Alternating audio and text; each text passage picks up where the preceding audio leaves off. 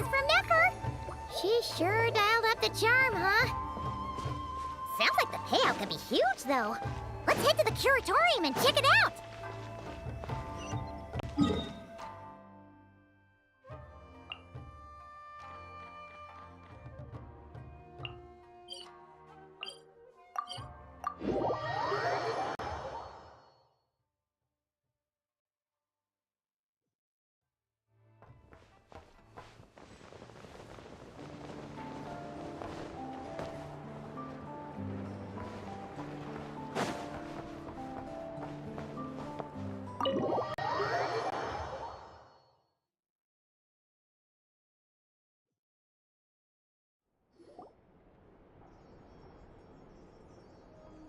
Hello?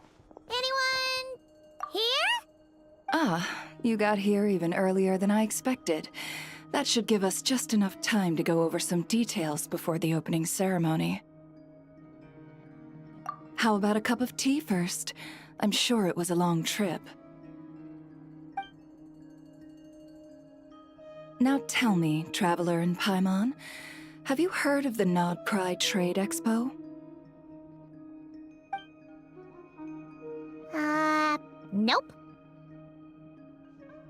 A long time ago, back before Nasha Town even had that name, this place was essentially one giant black market. With no administrative oversight, trade that was prohibited elsewhere was fair game here. So this place began to attract business from all over Teyvat. Over time, more and more people settled here, and what was once a black market became what is now Nasha Town. The spirit of free trade has been a local staple ever since. Hence, the Nodcry Trade Expo was born. So, is it like a business convention? In a sense, it's an annual tradition once the shipping routes open up. The expo offers a chance to trade without restrictions. In other words, it's the biggest legal black market in all of Teyvat. Yes, the Voynich Guild is organizing the event, and that comes with a lot of responsibilities. Normally I would let Jahoda handle most of the work, but this year, it might prove too much for her to manage on her own. Something tells me we'll have a lot of big names in attendance this time. Working with VIP clients takes someone with the right experience and connections. Hence why I think Jahoda might need a helping hand. Oh, so that's where the Traveler comes in. Exactly. I was hoping you could help her with participant coordination. I don't know if I'd put it quite like that. I'm just interested in playing to people's strengths. In addition, I think you'll find the compensation to be quite to your satisfaction. So, are you in? Confident. I like it. This is exactly why I chose everyone's favorite globe-trotting hero for this job. I do have one special request, as the one offering this commission. In principle, the Nodcry Trade Expo is a platform for commerce with no restrictions. That said, the Guild does have one line that is not to be crossed. I'll need you to help make sure all participants are clear on this unspoken rule. As long as everyone complies, the expo should go off without a hitch. No violence at the expo. The Guild has pledged to ensure the safety of all sellers and buyers in attendance. Violence? Whoa! That wasn't even on Paimon's radar! Just because it's legal doesn't change the fact that this is still a black market, huh? If that line is crossed, the event will descend into chaos. Of course, mediating such situations might prove complicated. So if you ever want my judgment on the matter, just come find me. The expo is being held on the shoreline to the southeast of Nashatown. Jahoda is working on setting up the booths as we speak. She'll be able to provide details on the participants as well. All right. I suppose I'll leave you to it then. Yep, we got this.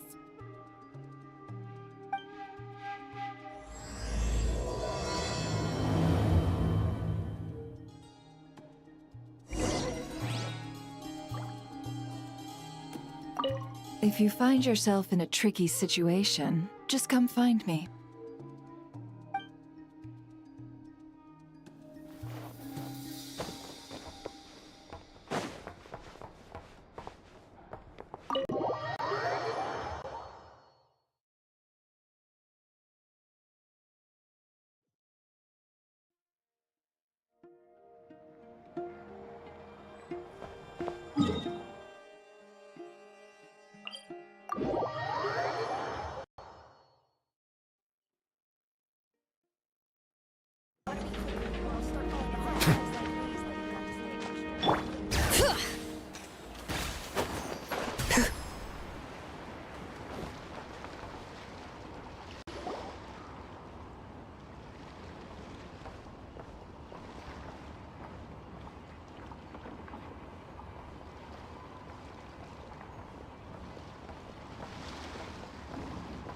This is where Nefer said the expo should be.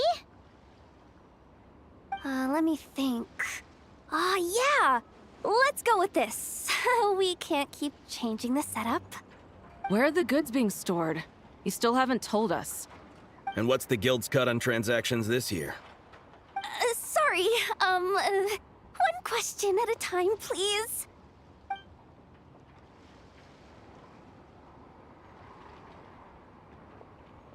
Oh, I should have just stuck to cat wrangling. Hey, Jahoda! Traveler!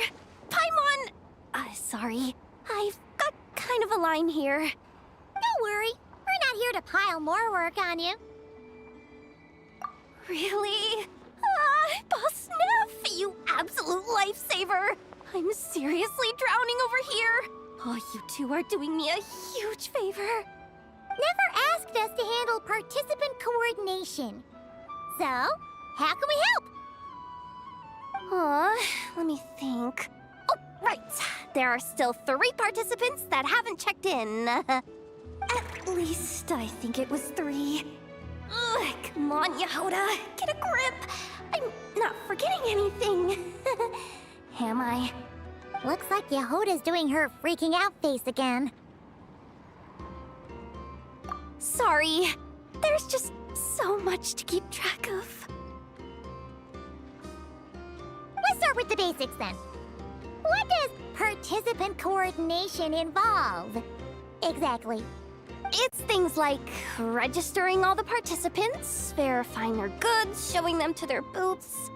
Oh, and if any disputes break out between them, it's your job to mediate. Got it!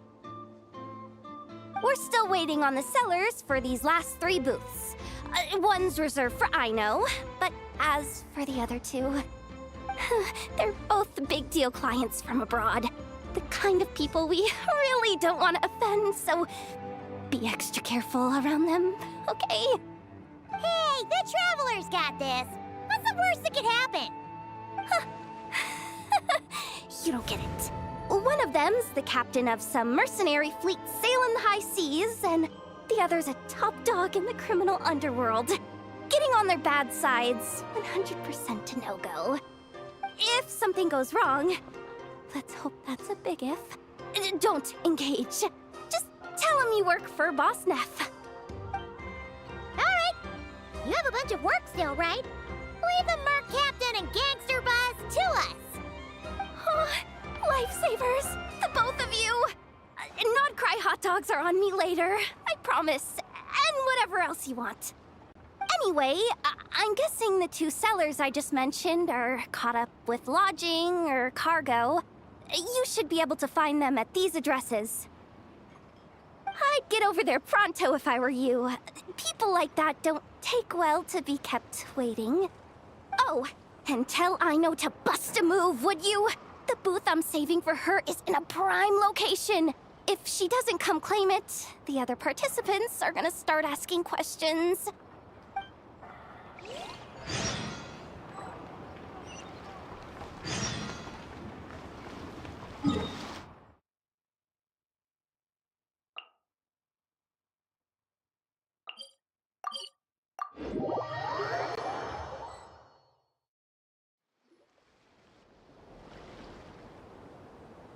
Wait, is this? Actually, this is the second ship in our fleet. The Alcor's back home patrolling Guyun Stone Forest. Beidou! The infamous merc captain who sails the high seas! Yeah. We've met, remember? What's with all the pomp and circumstance? It's a long story. Well, no sense standing around. Take a seat, tell me all about it. I'll have my men roll out the welcome mat.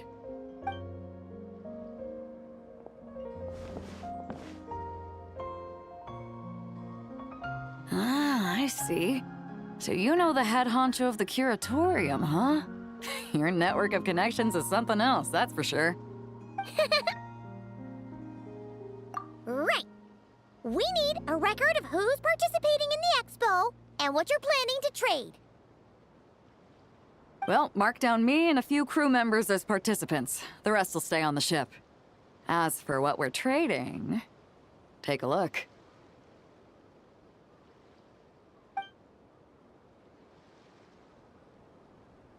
What is it? A while ago, Ningguang revamped the Guizhong Ballista. The beauty you see here is one of her new and improved models. It has insane firepower and comes complete with remote guidance for accurate striking even at long distances. I just know people are gonna be fighting to get their hands on it. Are you sure you're allowed to sell stuff like this? Don't worry. Compared to the model the Millileth's using, this one might as well be an antique. Never wasn't kidding when she said no restrictions, huh? Oh, I'm sure someone will bite. Buyers from all over Teyvat will be in attendance, after all. Yelan? Ah, sorry. I was so busy with the cargo, I forgot to mention that Yelan was aboard. No worries. You here for the expo too, Yelan? No, I'm just here for work. Captain Beidou was kind enough to lend me a ride, so no need to register me with the expo. Anyway, it's been a while, Traveler. If you get the chance, be sure to pass along my regards to the head of the curatorium. The sensitive kind. Sounds like our cue to stop asking questions, doesn't it?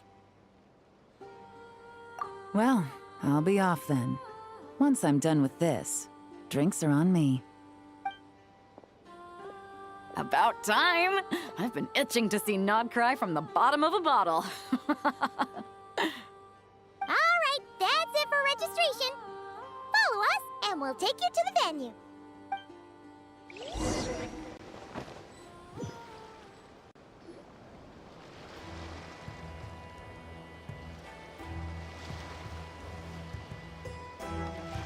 So, this is the place, huh? Not a bad spot. When you've got some time, come help me test the remote guidance on this thing. It's a real thrill, you'll love it.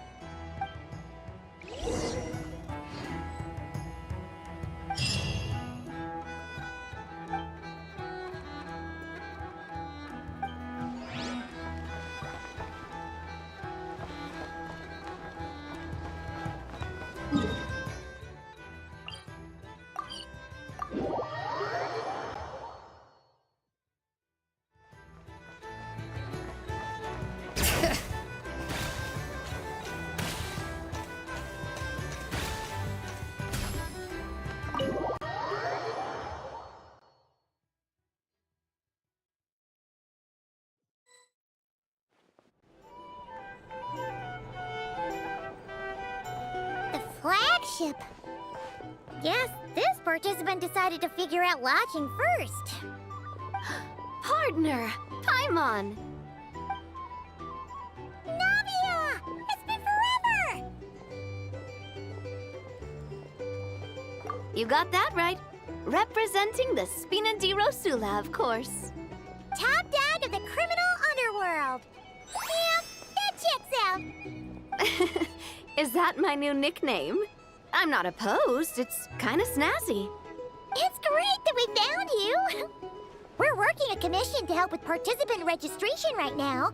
You know, goods verification, stuff like that. Oh, I see. Well, in that case, take a seat. I ordered a whole bunch of food. Clorand and Chevreuse went to unpack some things, but should be back in a sec. Oh, speak of the devil. Talking about us? Clorand! Chevreuse! You're here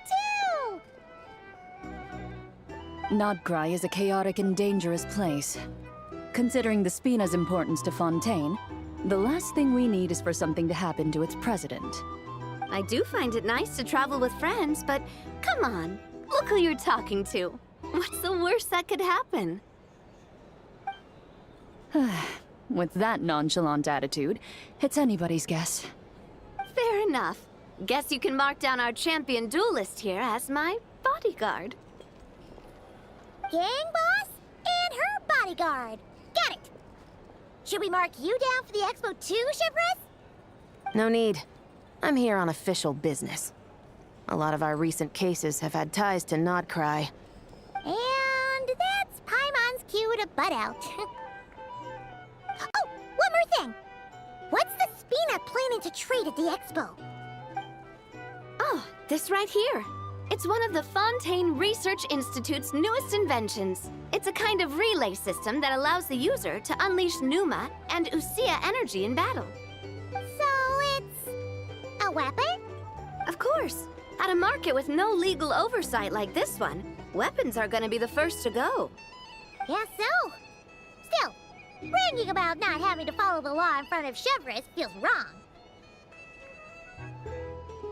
I don't mind. I've read quite a bit about lawless territories and crime novels before. As a detective, I know that I'll need to put the rules aside for now if I want to get things done here. And on that note, I should get to work. I've got patrol members waiting on me. Well, ready to head over to the venue? Just follow us! All right, let's get this show on the road. I want to get a bit of shopping in as well.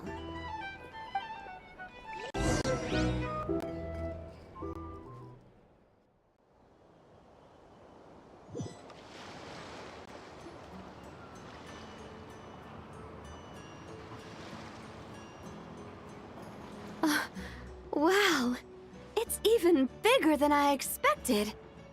I'm hoping more people will show up, though. It'll get busier once things kick off. Still, looks like Jahoda needs a lot of help. Well, Clorand and I are all set up for now. Be sure to stop by our booth when you get a chance.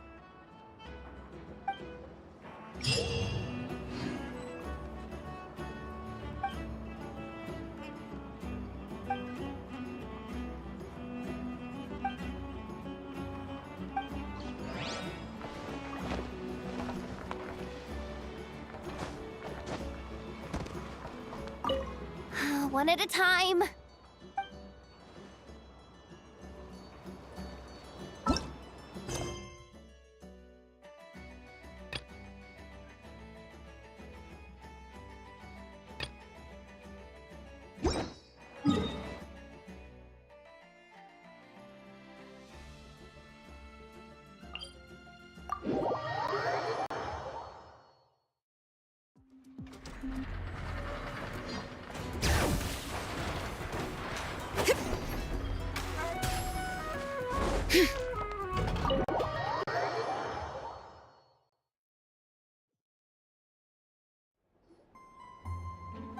Hey, you two! Traveler, Paimon, hello. We're helping out Nefer with some expo stuff, and we heard the Krumkake craft shop is taking part. Correct. Aino is just doing a final round of debugging on her Thwack and Smack defense bots. Oh! Is that her submission for the expo? Yes. Moles and other small creatures often steal from the craft shop, so Aino designed a defense bot based off of them to protect this place.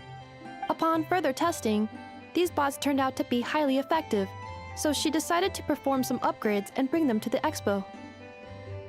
Wait! So Aino is actually gonna trade one of her bots? Not exactly. With the exception of a few special orders, Aino rarely sells her finished products. What she's trading at the expo is the blueprint, not the finished product. Oh! So, are you guys ready to head over then? Jahoda asked us to speed things along a bit. She's saving a super good spot for you, and she's worried people are gonna start asking questions. I told her I need to finish debugging first. There's no point in rushing or I'll have nothing to trade. Oh! Paimon's never seen Aino this serious before. The craft shop is experiencing a severe shortage of funds. Aino is hoping the expo will improve our financial situation, so she's being extra thorough. Where'd all the money go? Some kind of expensive research? Negative. It's our dessert funds that are lacking. We have had at least 47 cases where excess dessert purchases have led to a shortage of research funds. As such, I decided to split up our research and dessert budgets. Aino is forbidden from dipping into one to transfer to the other. And not too long ago, she cleaned out the entire dessert budget for this month. All right, done. Thwack and whack defense bots, do me proud. Looks like we can head over now.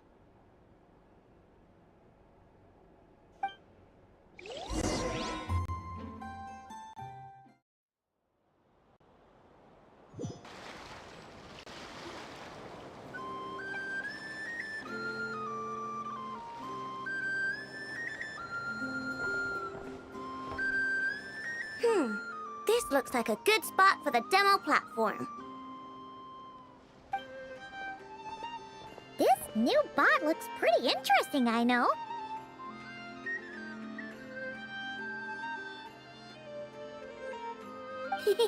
Swing by and try it out whenever you want. It'll blow your mind. I just know it. Thanks for the help. No problem. Oh, and for registration, is it just gonna be you two? I will be participating, but there is no need to register, Aino. She doesn't like to be around a lot of people. Once the expo starts, she'll head straight back to the craft shop. Oh, good point.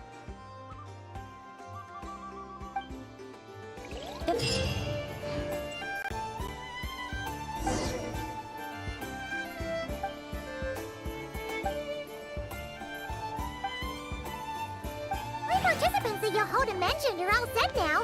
Let's go give her an update.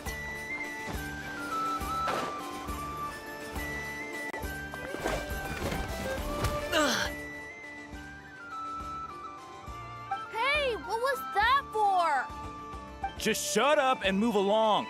This spot is mine now.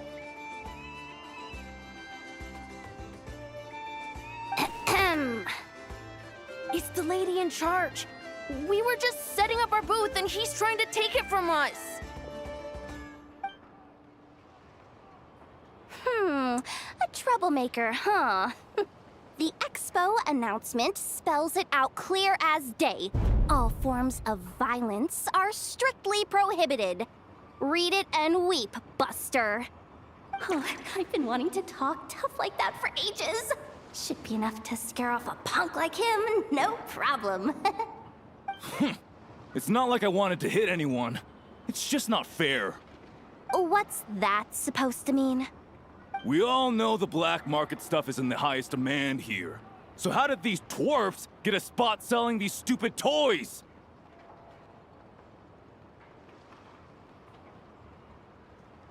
I did some digging, and guess what? Turns out these brats have connections in the Voynich Guild. Obviously, someone pulled a few strings to get them here. But me, I miss one stupid deadline, and that's when the rules start to matter? Give me a break. Hey, we earned our place, fair and square. As if. So, you're slinging out the easy targets, huh? Huh. That might work for you on the outside, but not here and not under my watch. These kids earned the right to be here, same as everyone else. Don't believe me? Take it up with the guild. We'll see who comes out on top.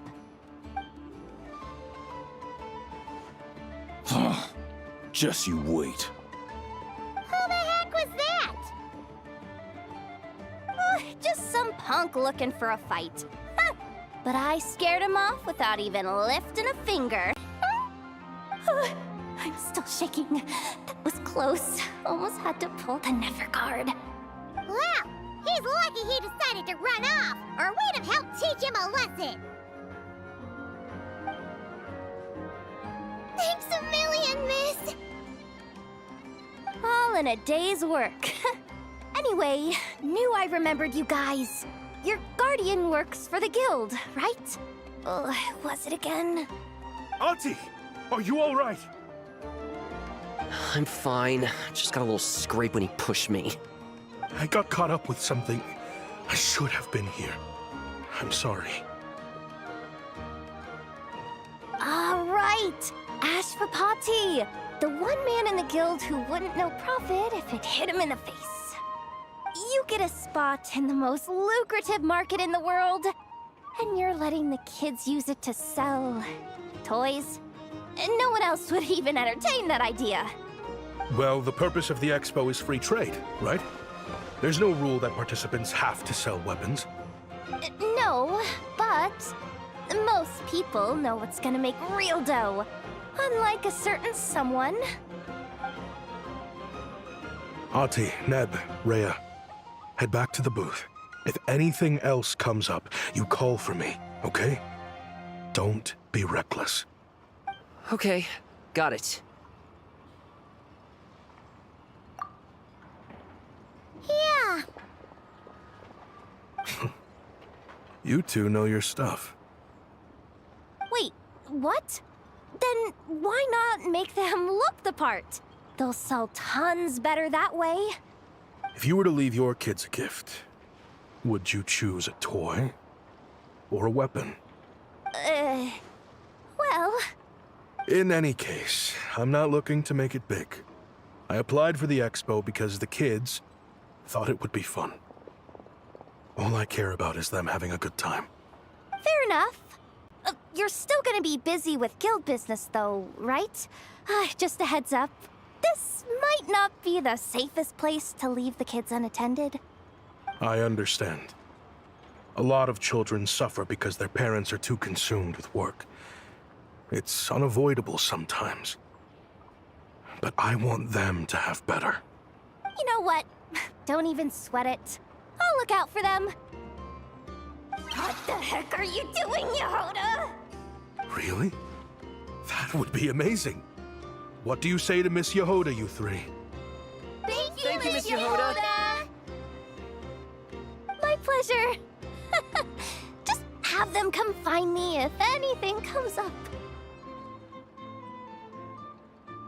Got it. I should get going then. Wow. Way to step up, Jahoda. I'm just looking out for some kids. How hard could it be? Then again, I bet I'll be swamped with disputes to settle once this thing gets rolling for real. Relax, we'll help you out. Oh, also, we registered the last 3 participants. So, the expo can start now, right? Wow, already? In that case, let me go get things ready for the grand opening. Talk to you later.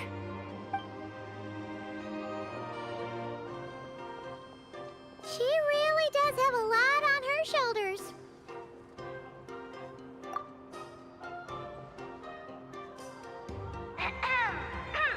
Attention, everyone! Participant registration is now complete. On behalf of the Voynich Guild, I am pleased to announce that the Nod Cry Trade Expo is open for business.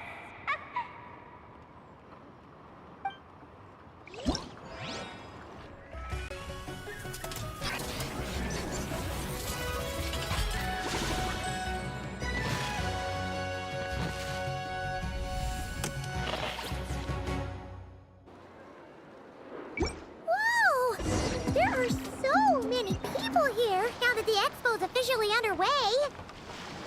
Should we take a look around? Or maybe check in on our... Wonder how Beidou, Navia, and Inefa's goods are selling. Let's go check! Excuse me. According to the expo announcement, you are in charge of mediating disputes between participants, correct? Just now, as Aino was about to return to the workshop, she got dragged into a conversation with some individuals who appear to have unofficial ties to the expo. My database does not have relevant information on how to address the situation, so I came to you for help. Unofficial ties, huh? Sounds a little shady. Come with me.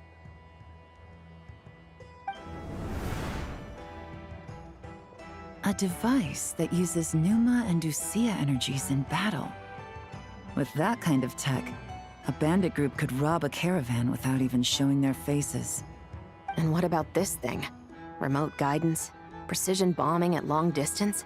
If a group of thugs got their hands on it, their enemies might as well surrender on the spot. The Fontaine Research Institute made the right call going through the Spina di Rosula rather than selling it themselves. The same is true for the Ministry of Civil Affairs, I'm sure. A merc captain who spends most of her time at sea is far less conspicuous. Huh?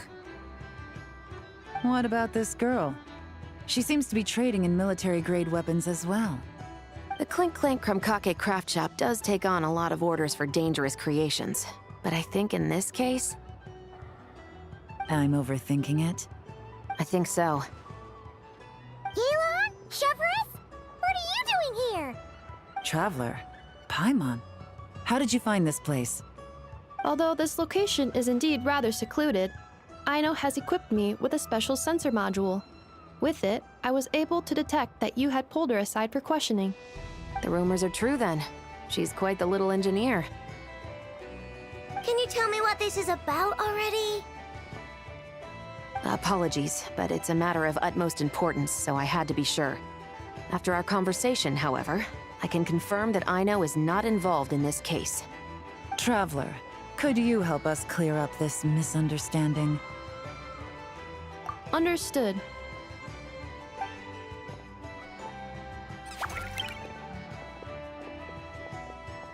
Based on our conversation just now, I'm guessing neither of us is the target the other is searching for. I second that. And since our strategies were so similar, I'd wager we're after the same person. Yeah, Paimon thought so too. Well, I wasn't planning on dragging you into all this, but now that I appear to have gained an unexpected partner, I suppose I might as well explain. I trust you, Traveler, and Miss Chevrolet seems to do the same. With you here, I'm hoping we can avoid further misunderstandings. Agreed.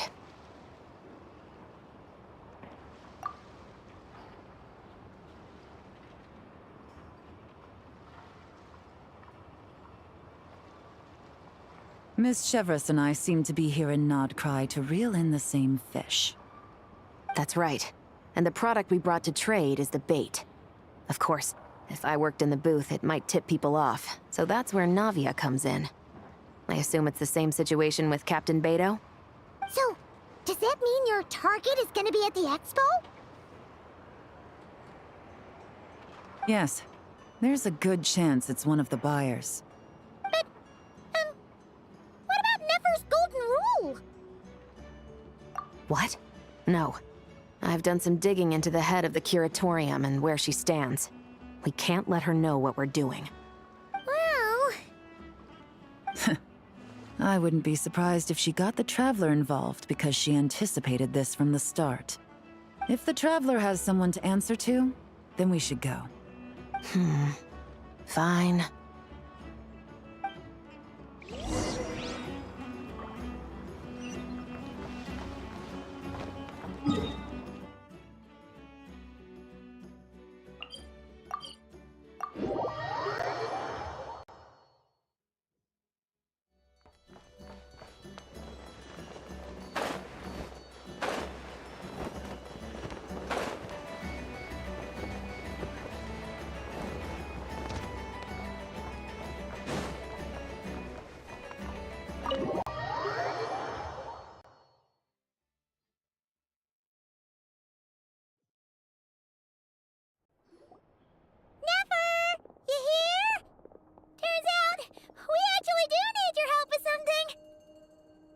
Ah, Miss Yelan from Liyue, and Miss Chevreuse from Fontaine. It's quite the honor. Forgive me for not greeting you sooner.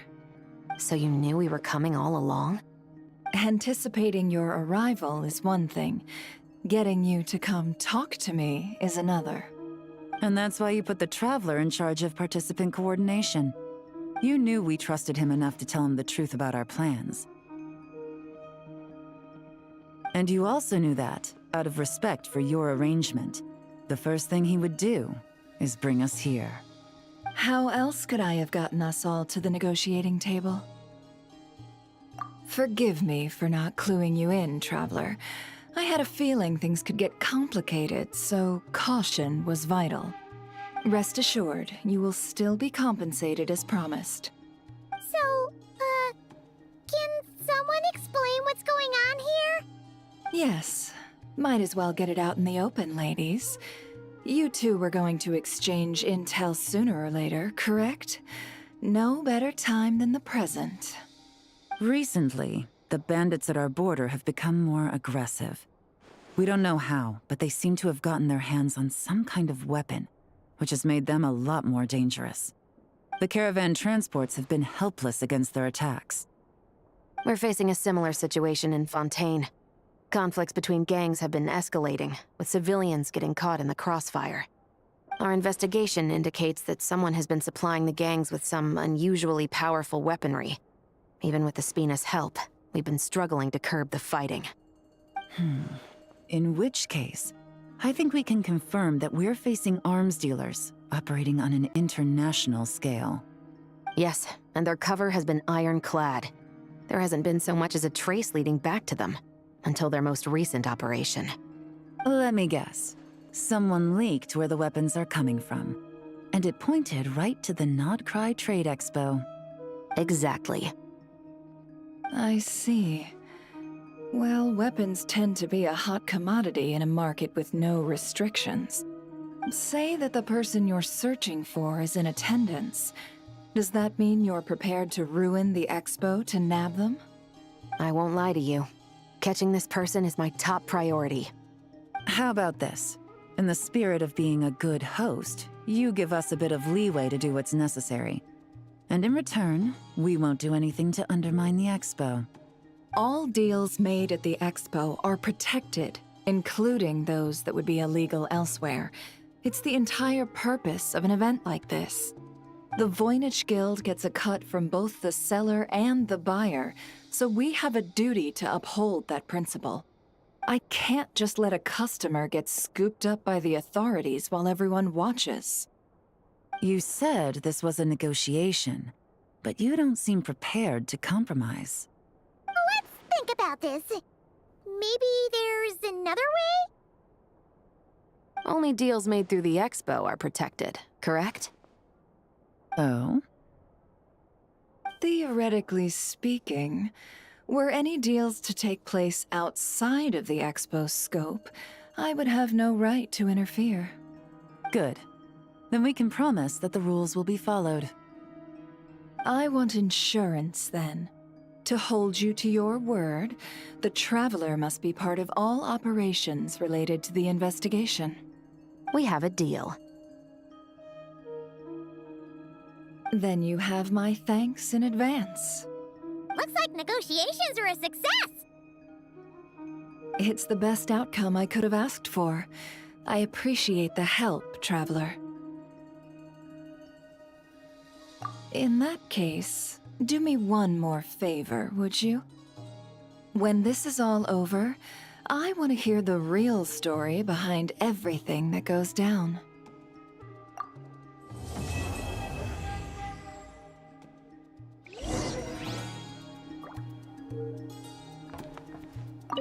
When this is all over, I want to hear the real story behind everything that goes down.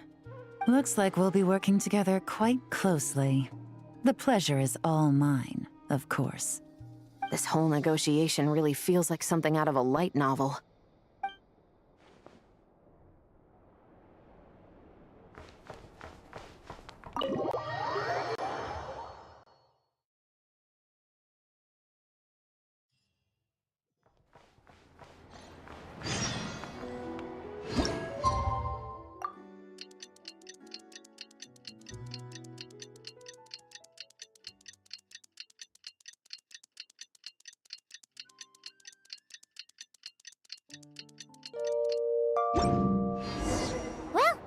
been 2 days. Wonder how the investigation's going. Let's go check in with Yelan and Shepras.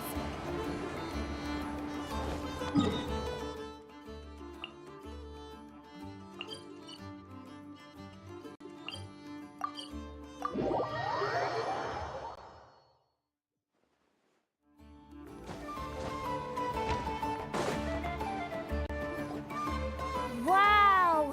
Can this launch blaster thing really shoot stuff from that far away? It does launch and blast things, but it's actually called a ballista. And yes, it can. But how does it stay on target? It uses a remote guidance system. But I'll let you in on a little secret. The upgraded version doesn't even need that. Can I give it a try? Oh, not a chance, kid. Can't have you hurting yourself. Believe me, this thing is even more powerful than it looks. Ask me again once you're older. Hey, Beto! What you up to? Oh, it's you two! I was just introducing our product to these discerning young customers. Paimon thought you were here for some, you know, fishing? Wait, are these 3? What? No, of course not. The kids were just curious, that's all. I'm sorry. Are these 3 preventing you from doing business? Let me get them out of your hair. Come on, time to go. Oh, do we have to? Don't sweat it. They were just curious. I'm happy to tell them more about it. No, we've taken up enough of your time already. Neb, don't bother people when they're trying to work, okay? Okay. It was no bother, I swear. In fact, once the expo is over, come find me on my ship, and I'll let you see the ballista in action. How does that sound? How much would it cost? Not a single mora. Really? It's a promise then, miss.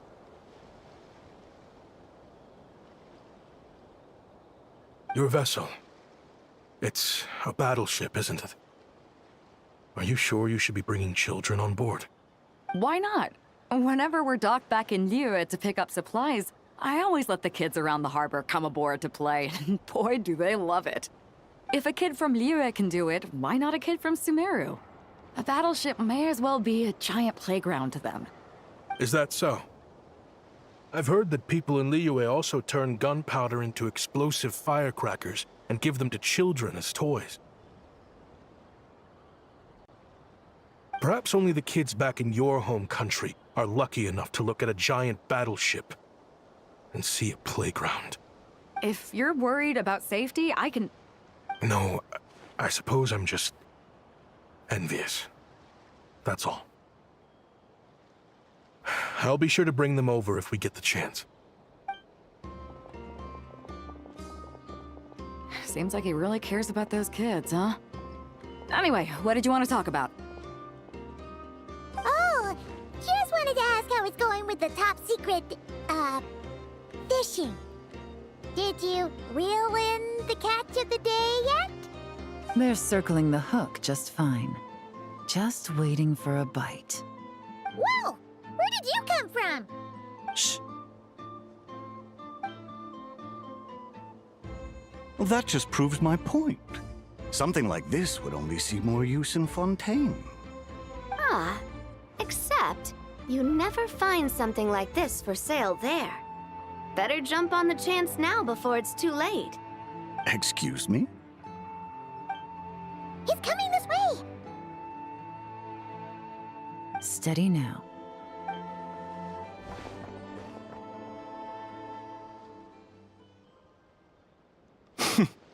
That's mighty expensive. Well, no one's forcing you to buy it. If you're not interested, you're free to move along. What? Come on, there's no rule saying we can't haggle. The Voynich Guild gets a cut of whatever I sell. Obviously, that's factored into the price. Don't like it? Take it up with them. Listen, I can tell this is something special. If you're willing to go a bit lower, I'm prepared to cut a huge deal. I know it's something special, so I plan on getting paid what it's worth. Perhaps there's a way we can both get what we want then. What are you implying? Well, Nod Cry's a big place. Surely this expo isn't the only place we can cut a deal. Oh? What would you say to working this out someplace else? Somewhere the guild can't get a cut? That means no guild protection either. What will I do if you run off without paying? Considering the giant sword you've got handy, if anyone's getting robbed, it'd be me, don't you think? Point is, we're both going out on a limb here. But the reward's worth the risk. Fine. Name a place. As a registered participant, though, I'm too close to the guild. If we don't want them catching on, I'll need to send a proxy. Smart thinking. Let's meet here, then.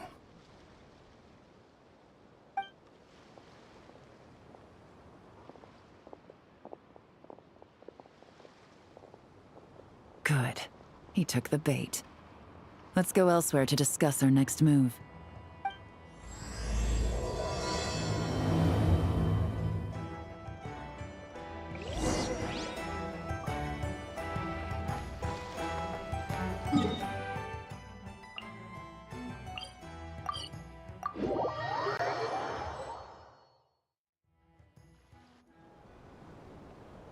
Captain Beto's hook was what got him in the end, huh? Oh, I didn't get a chance to show off how convincing I can be. This isn't tabletop troop, Navia. In real life, persuasion takes a lot more than a dice roll. I brought a product tailor-made for Fontaine because I thought the group's activities were limited to that area. Turns out, we're dealing with an international crime ring. So I suppose it makes sense that Captain Beto's bait was more enticing. It's a good thing we teamed up. We wouldn't have gotten far without your intel either. Gotta ask, though, how did you know these guys would be so quick to abandon the expo? I read their file. Nothing's off the table for them when profit's on the line. When it comes down to it, they'd see the protection the expo provides as just more red tape. Something to work around rather than with. Just like the law. So, we meet up with this guy, catch him, and problem solved, right? No. The person we're meeting is just an underling sent to scout the situation. We're after the leader of the whole ring. And after observing the situation over the past 2 days, it's clear they have undercover agents waiting in the wings. If something happens to our point of contact, those agents will scatter to spread word of what happened, and whoever is behind this whole thing will know we're onto them. In that case... We have to get the jump on them all at once, and use them to get intel on our real target before he has a chance to react. Forgive me for pointing out the obvious, though. We have nowhere near enough personnel for that. If even one of the agents escapes, it's over.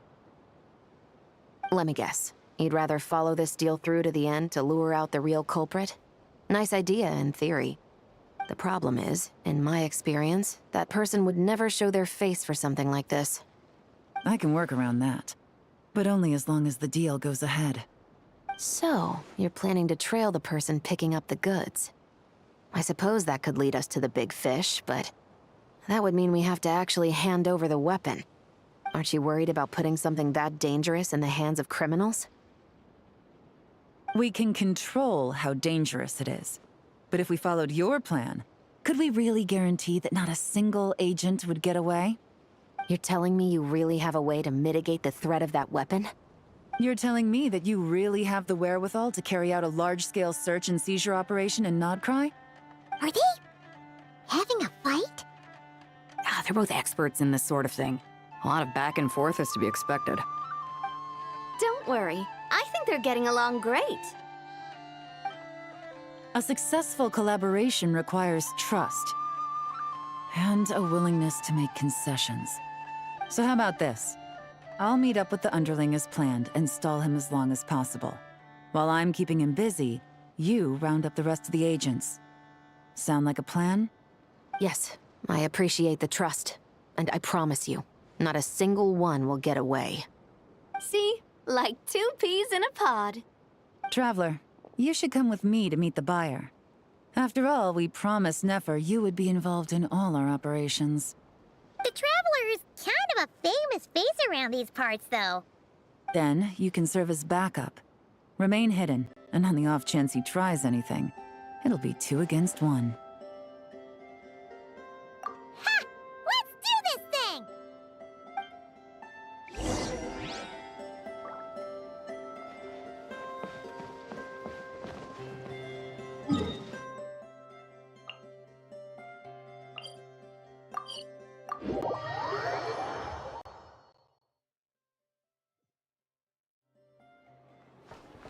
Bring it!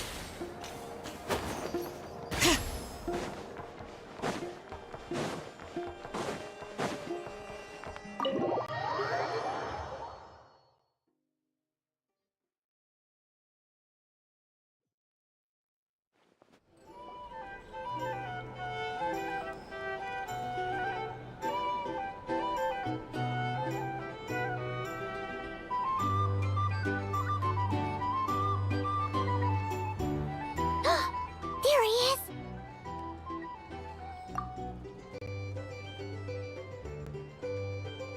Oh, you really can't go lower? Best I can do is shave off the amount the guild was going to take. You're a tough nut to crack.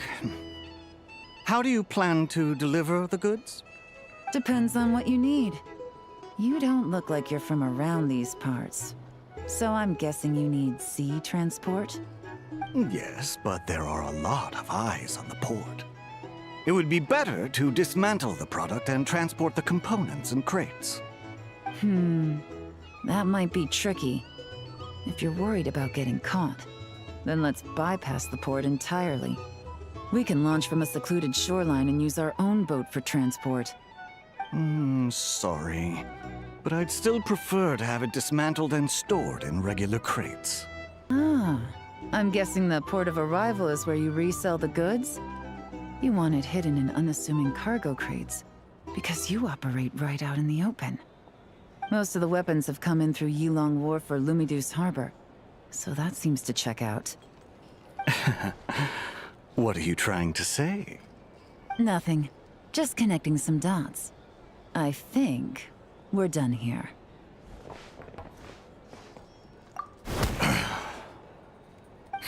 Take that! Out of the way! It's one of the undercover agents! He's making a break for it! The captain of the Special Patrol will take it from here.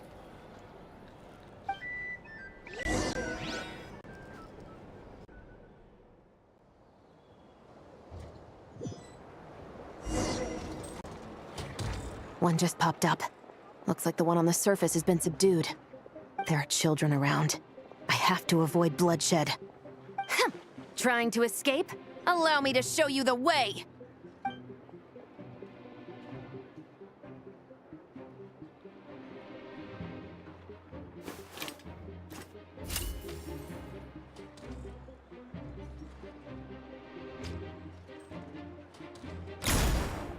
Nope, not this way.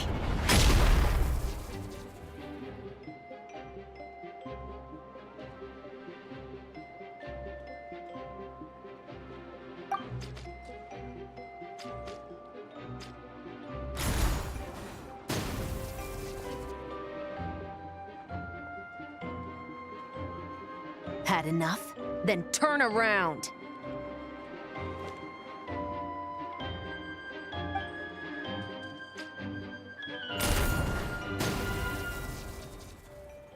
Out of steam yet? 'Cause I can do this all day!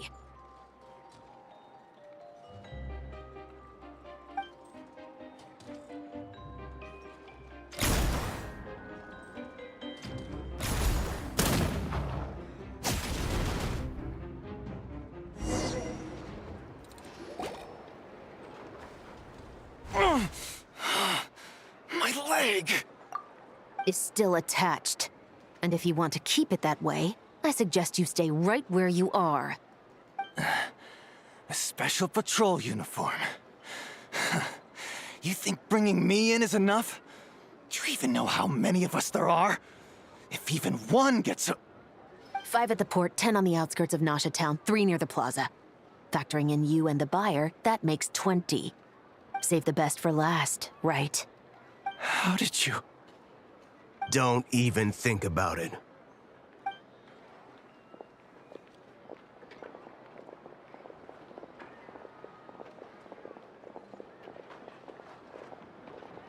Well done, everyone. We appreciate the assist. The boss sends her thanks.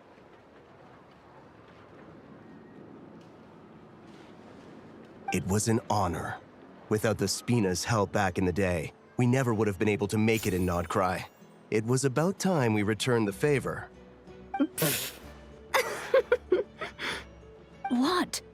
I needed to make you seem intimidating to get these local gangs on our side. We've been over this. Yeah, I know. But hearing you call me boss will never not be hilarious. Ugh.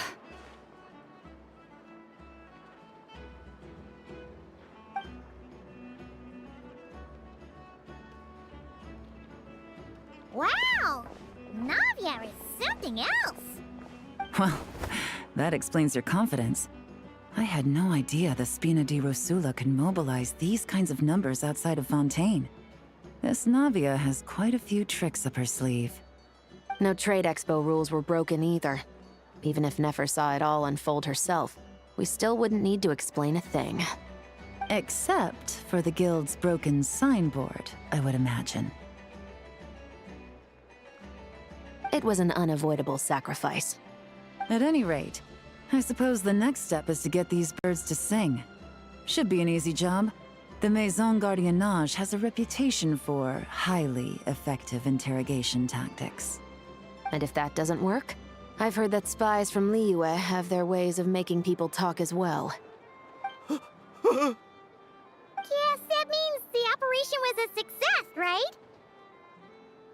So far. Once we get someone to reveal who the mastermind behind all this is, that's when the real work begins. I'm sure that person is in hiding somewhere far removed from the expo.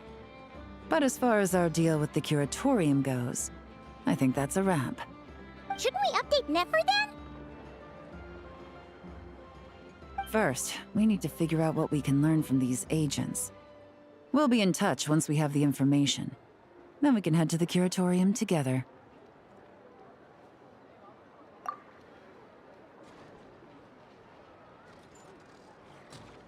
Well, that went a lot smoother than expected. Not a single one got away. You're thinking about Nefer's final request, huh? Let's see. We have 2 expert detectives from separate nations teaming up to uncover an international crime ring. That's not a bad story. If you feel like it's missing something, maybe Yelan and Chevres will uncover something more interesting during their interrogation. Excuse me? Are you the Traveler? Jahoda needs you back at the expo venue as soon as possible. Oh no! Did something happen? I'm sorry, I don't know the details. All she said was that it's urgent. Now let's get a move on!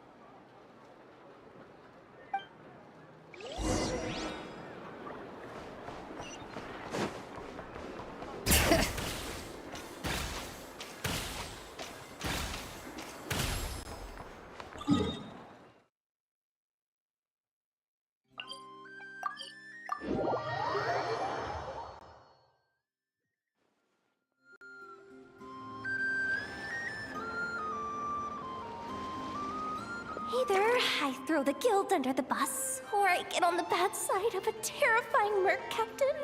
Oh, could this get any worse?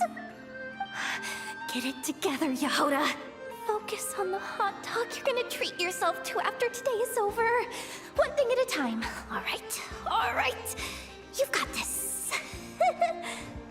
Let's try not to get too worked up, all right?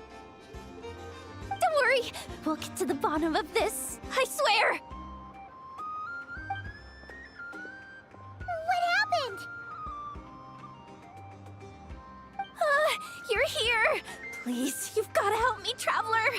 A theft at the expo is gonna ruin the guild's reputation. A theft? How did that happen? You're asking me. The guild has people keeping watch over the storage area for this exact reason. And it just had to happen to one of the scariest people here. Beidou? Wait, that means...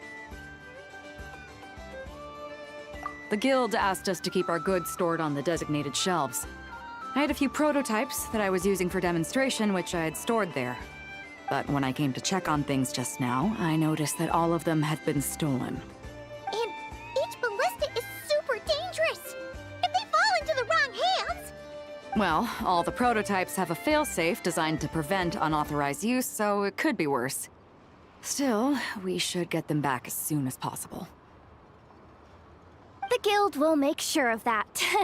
If you could just keep this between us for now, we would be super appreciative. Do we have to tell her?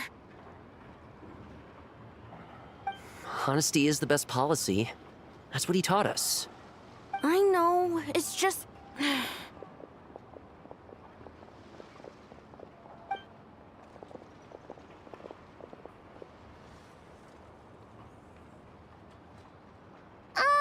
Miss Jahoda... What are you three doing here? There's something you want to tell me, isn't there? Well, Neb's been obsessed with the ballistas ever since we got here. That's why Uncle Ashvapati told us to come see your booth. It seemed like he was interested in them too, because he even told us what parameters to ask about. Ever since this morning, we haven't been able to reach him.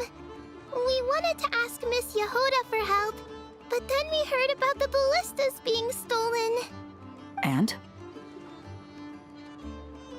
I don't think Uncle Ashvapati would do something like that, but... Ashvapati works for the guild. He has access to the storage warehouse, so he could get inside without the guards getting suspicious. Wait, so now it's an inside job? Oh, jeez. The guild is never gonna recover from this. He made those toys the kids were selling, right? They don't look like much on the outside, but I bet they're hiding some serious tech. If he's a tech guy, those fail-safes I mentioned might not have our backs after all. So, this just went from bad to worse. Uh-oh. Could be. I mean, let's put it this way. There aren't a whole lot of people that could manage to stay off Yelan's radar. Why don't you take these kids to the curatorium and see what you can learn? I've got things covered here. Got it! Hold up. We can't hold these kids responsible, though. Right? No, of course not, but... No, how do we explain this? You want to look out for these kids, don't you? I promised I would. Besides, they're innocent in all this. Good, because I'm looking out for them too. That's why I want to find their uncle as soon as possible. No matter what he did or didn't do, it's worse for them if he's missing. Guess we're on the same page then. Take these kids to the curatorium. I'll update Yelan and tell her to meet you there. Will do!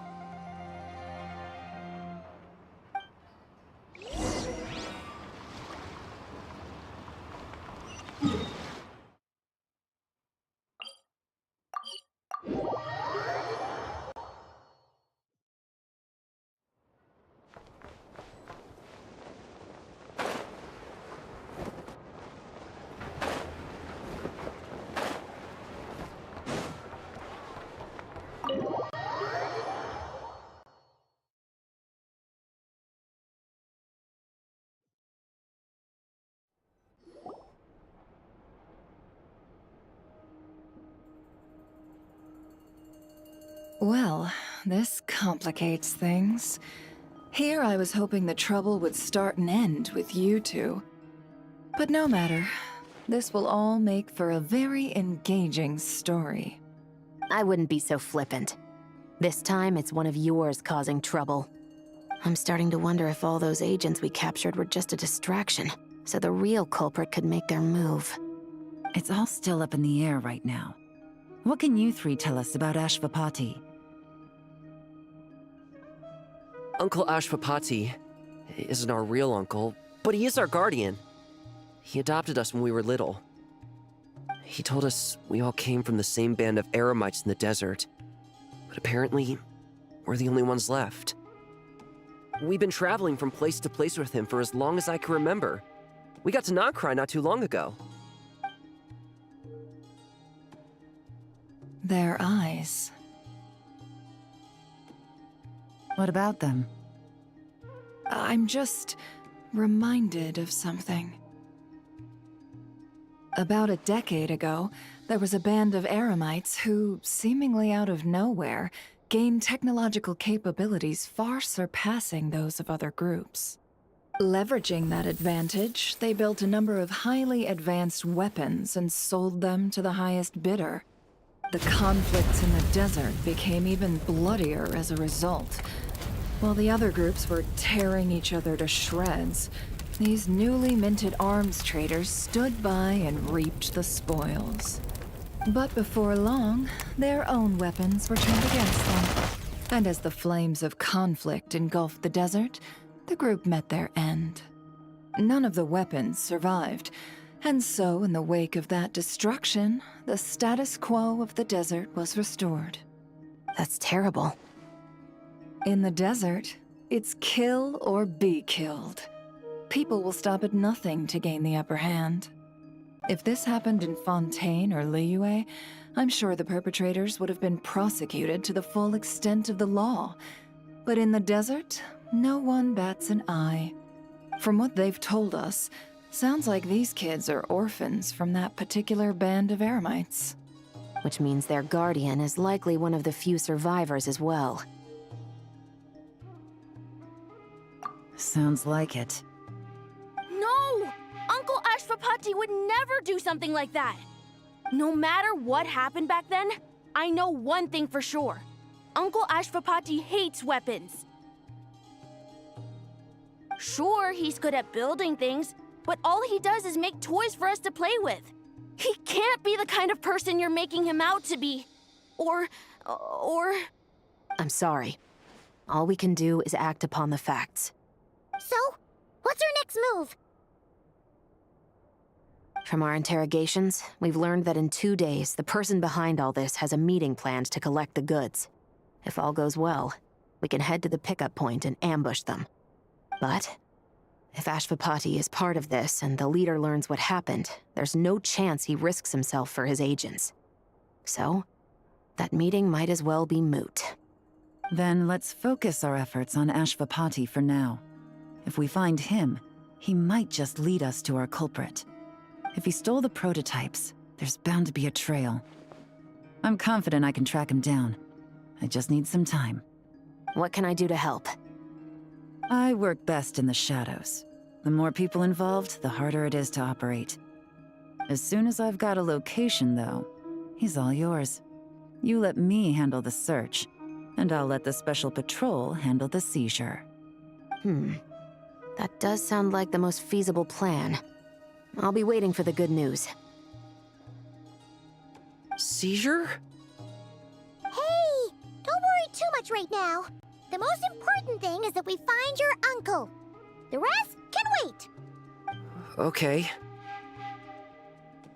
Looks like I'll need to enlist your services for a bit longer, Traveler.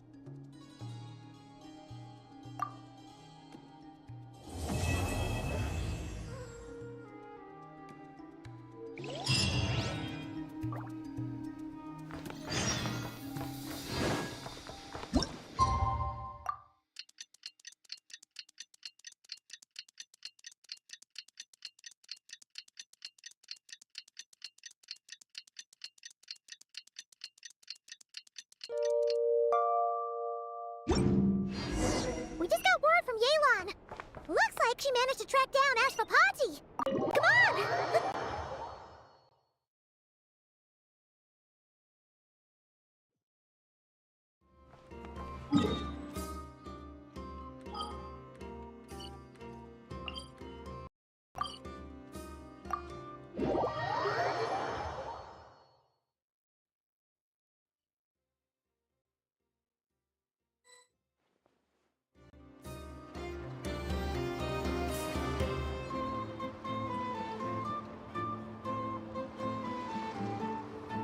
Took me a bit longer than I expected, but I found where he's hiding. Let me just be sure of one thing. We're dealing with someone who has extremely dangerous weaponry in his hands. If it comes to it, are you prepared to handle the worst-case scenario? Absolutely. You just need to trust us, just like we trusted you earlier. Yeah, we've got this. My crew's already locked and loaded. I'll take you at your word. I know you said you wanted to keep this operation small, but I still thought you could use some backup. So, I chose a few promising young Spina members to help out. Clarand and I have got things covered at the expo. Guess we're ready to roll then. Now that you're here, I guess we can get this show on the road.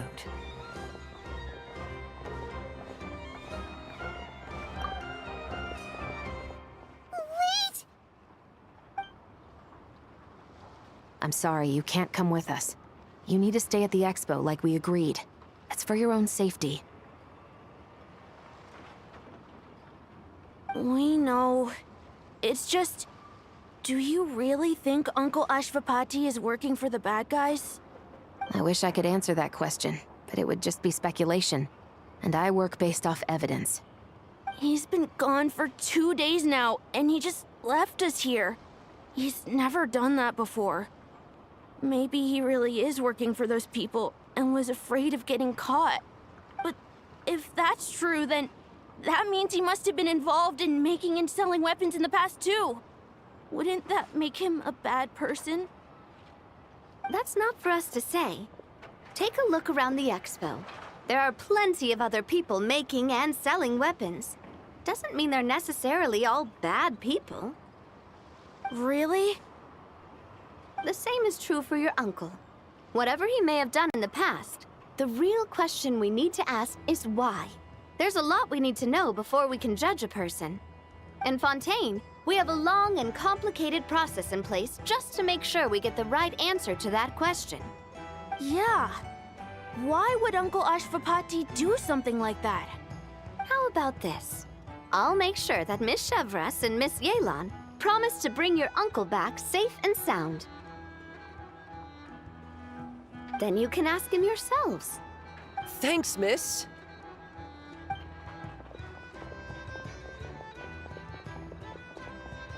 This situation is complicated and unpredictable. Isn't it a bit early to be making those kinds of promises? It's all right. We're prepared for whatever we might face. Regardless, it's a promise we have to keep.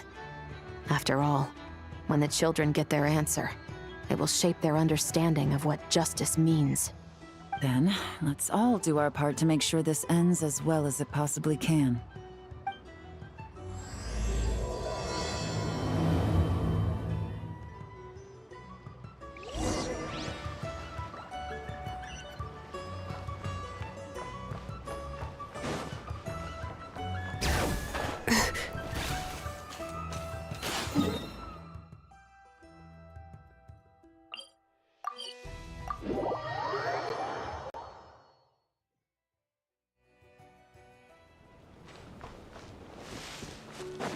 Bring it!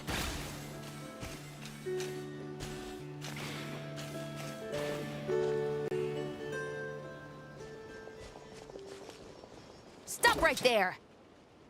Where is he? We missed him. Looks like he left behind plenty of evidence, though. Search the area. Let's see if we can find a lead.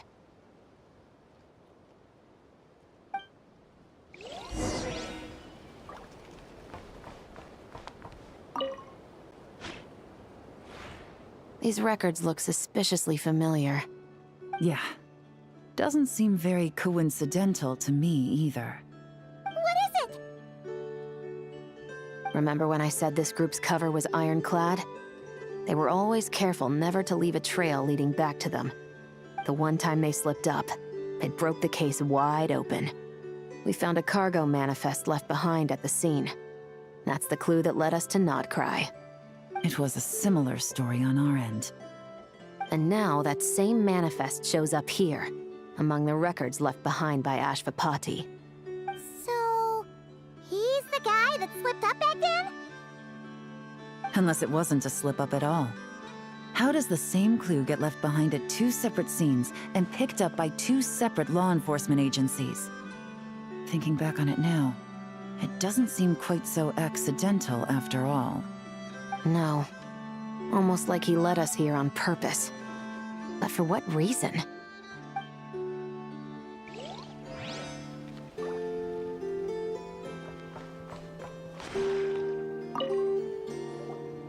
Hey! There's a letter here! Look at how it's positioned. It was begging to be found. I think it might be for us. You think he knew we would come here? If he did, he's a more impressive opponent than I anticipated. Let's keep going. We can read it together when we debrief.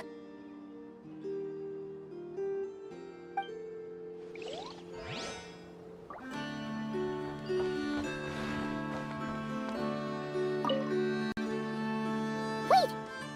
Is this what Paimon thinks it is? It's the display model that goes with the prototype. Guess that does make him our thief. What's worse is that, with his technical background, I bet he managed to bypass the security features on the prototype. You're saying our guy has a battle-ready ballista in his possession, just waiting to be unleashed? Oh, this isn't looking good. Something isn't adding up. All the evidence suggests that he was here alone. Which begs the question, why would he unlock the ballista's features before even meeting up with his boss? That's a question for another time. We need to focus on where he's going next. This situation seems more complicated than we imagined. It looks like Ashvapati does have a connection to our criminal gang, but it might not be what we thought at first. You don't think he's working for them? Unlikely. He lured us to Nodcry, prepared those weapons on his own, deliberately put us on his trail. This is looking more and more like the work of an independent actor. Well, if we want to get to the bottom of this, he's still our best lead. That would seem to be our last remaining clue. Let's do it.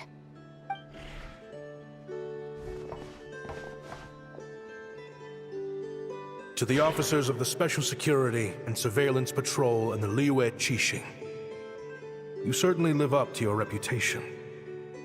Within a single day, you were able to eliminate over half of the gang's forces. I appreciate the effort.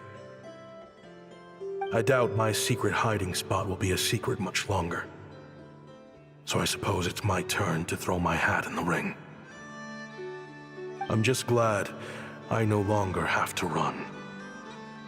So, before my day in court is upon me, allow me to confess to my crimes.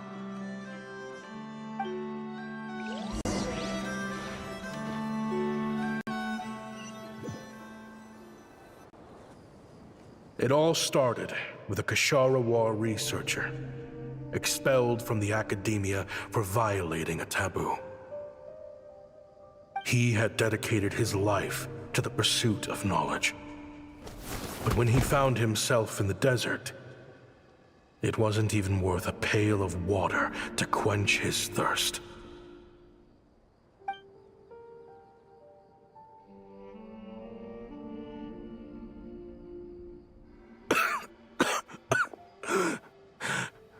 Could you spare some water?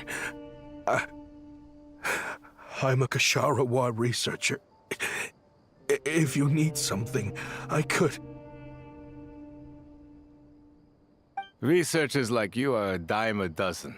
Smart as a whip until you find yourself in the desert. Then, you're lucky to survive the night. Are you mocking me? No, son. Just still trying to figure out why I've got such a soft spot for strays like you. Here, give me your canteen.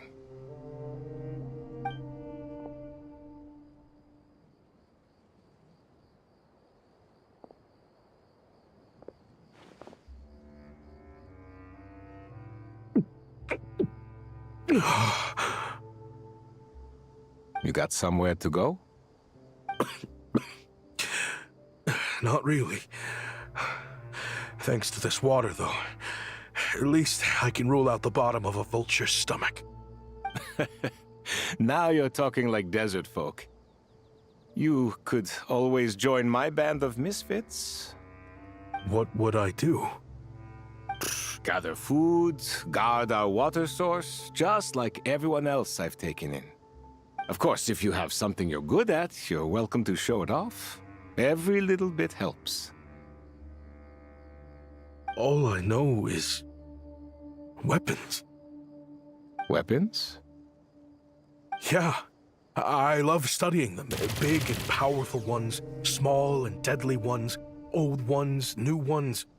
I believe the essence of Kshatriya research is embodied in weaponry, and the pursuit of this kind of technology is what pushes the world forward.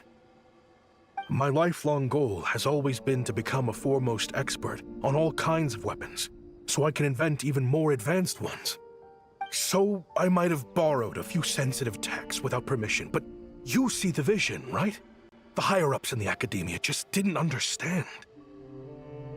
The academia could have 1,001 reasons for exiling you out here, and it still wouldn't matter to me, son. All I care about is what this specialty of yours can do for us. I can help upgrade your weaponry. That should come in handy in a dangerous place like the desert, surely. True, weapons are essential to life here in the desert. Most folks get them when merchants happen to pass through. But when it comes to protecting the people here, this scimitar in my hand is more than enough. The kind of weapons you're talking about are overkill for a place like this. Overkill? Really? Our group is lucky. Our ancestors learned how to protect the oasis from the sandstorms to prevent it from drying up. Plus, we're pretty far off the beaten path. Helps us avoid conflict with other bands of Eremites. All in all, we don't have to travel to find water, we don't have to fight off other desert folk. It's a real place to call home. There are plenty of ways to die in the desert, but behind a lot of them lies too much ambition. So, having somewhere to settle down is more than enough for me. I see.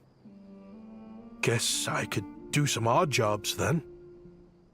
I've heard you Kshatriya scholars are handy with all kinds of gadgets. You could always make something for the kids. You mean, like, toys? Yes, if you wouldn't mind.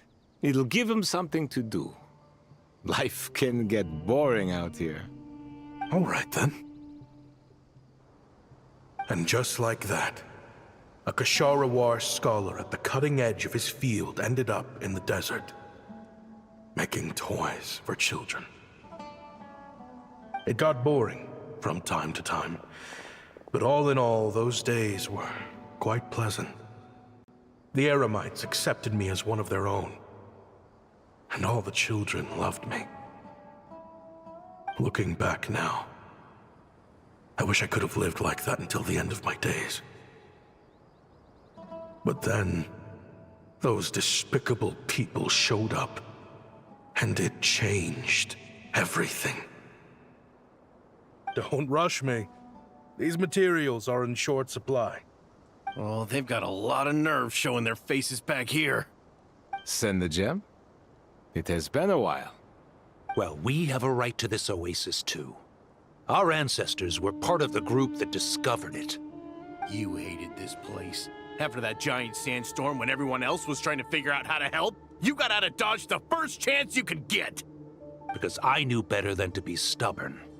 Stay in one place too long around here, and it might just be your grave.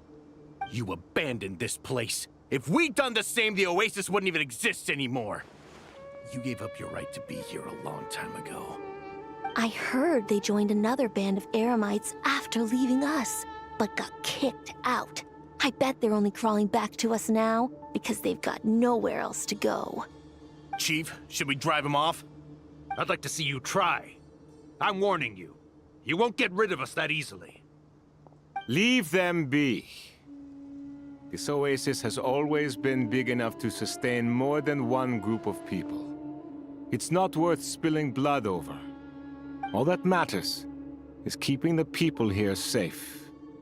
At the time, I didn't think much of it. Just Chaim Wazet being the kind-hearted man he always had been. And so, normal life continued, much unchanged. Well, mostly. You can take the scholar out of the academia, but putting your life's work behind you is easier said than done. I often found myself flipping through my collection of blueprints and sketches. The ruin drakes scattered around Sumeru were of particular interest to me. As far as I knew, no one had been able to analyze or reproduce the technology within those mechanisms. But I was able to design a kind of lure to bait them into attacking a specific target. In effect, turning them into a weapon. Somehow, the new arrivals at the Oasis must have caught wind of it, because they soon started taking an interest in me. Hope you don't mind me asking, but is that a weapon you're researching? I do mind, actually. It's none of your business. Rumor is you used to be a researcher at the academia. All that knowledge going to waste out here in the sticks. What a shame. What do you want? I want to team up. The rules and red tape that got you kicked out of the academia, they don't exist in the desert. You could take this research to the next level. As things stand, all you've got is a blueprint and a pipe dream. But what if you had access to the right funds and materials? What are you suggesting? Me and my men can get you what you need. In return, all you gotta do is bring this sketch to life. We've always had a good eye for business, just never the right product. But this thing right here, the different bands of Eremites are gonna shell out Mora left and right to get their hands on it. You want to sell it? It's a win-win. You provide the goods, and I earn enough Mora from these people to fund the research of your dreams. I don't know. I understand what you're worried about, but listen, it won't come back to bite the people here. These people don't think bigger than this place. They don't get involved in conflict. I mean, come on. Their biggest enemy is the weather. You've made a bad name for yourself around here. I don't want any part in this. Well, it's your choice. But it could be the last meaningful choice you ever get in life. So I'll ask you again. Do you want to finally develop the weapons you've been dreaming of and realize your academic ambitions? Or do you want to stay here building toys for kids? How I wish I'd made the right choice back then. Yeah, we increased our prices. What about it? You gonna back out? So, you're really as money hungry as they all say, huh? Cash is king. That's just business. Fine. I'm done. I want out. What are you talking about? We're making bank here. I know what the weapons have been used for, and I refuse to be an accomplice to all this any longer. An accomplice? Listen, that's got nothing to do with us. People would be at each other's throats with or without our weapons. So they die to a machine instead of a scimitar. What difference does it make? Can't you sell more than just weapons? Surely this can't be all the Eremites are interested in buying. If you want to make the big Mora, you gotta push what sells. That's just how it is. And that right there is why I want out. Fine.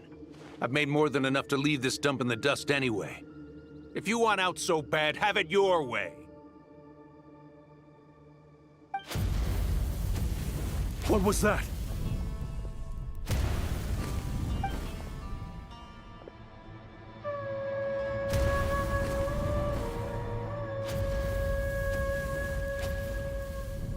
No.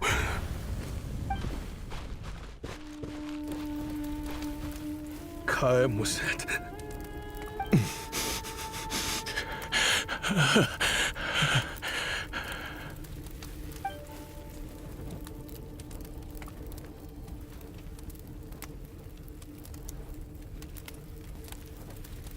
How did this happen?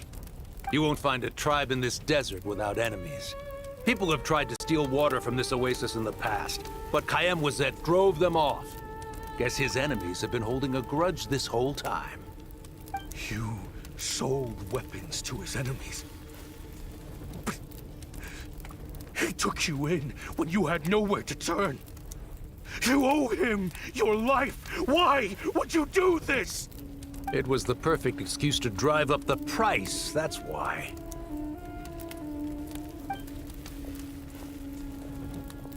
It was only later that I found out. This wasn't the first time Senejem and his men had turned around and stabbed their allies in the back. Let's just say there was a good reason they had nowhere else to turn back then. I didn't chase after them or try to hold them accountable. In that moment, all I could think about was saving as many people as I could in a desperate attempt to atone for my sins.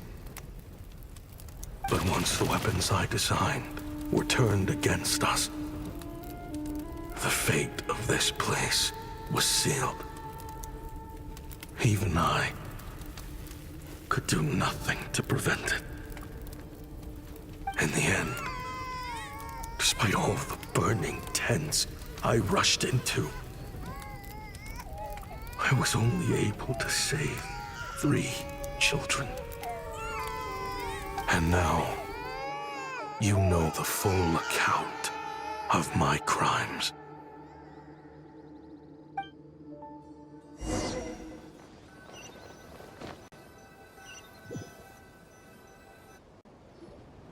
I've been raising them ever since, while attempting to hunt down the men who made them orphans in the first place.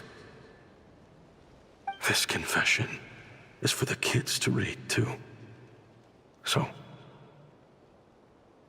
I hope you'll pass it along to them.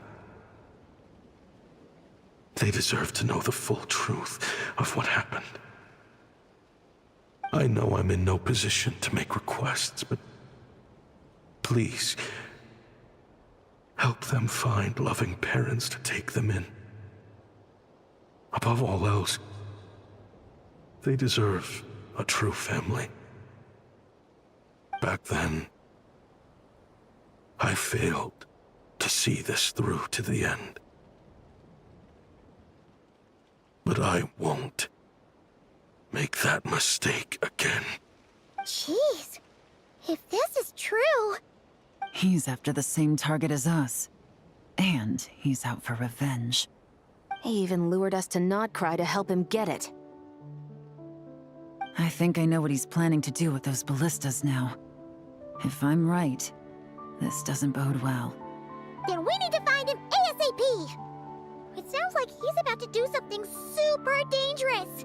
But we promised the kids we'd bring him back safe. I can't just let him get rid of our target either. This crime ring runs deep. There are still many other conspirators we need to track down.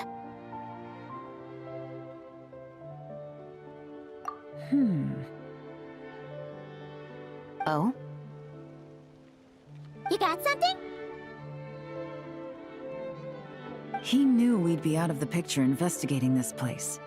I think he decided to spring the trap that we set up. Oh, snap. He's not working for them. So our original plan could have worked all along. The meeting will be happening any time now. Quick, we need to head to the rendezvous point.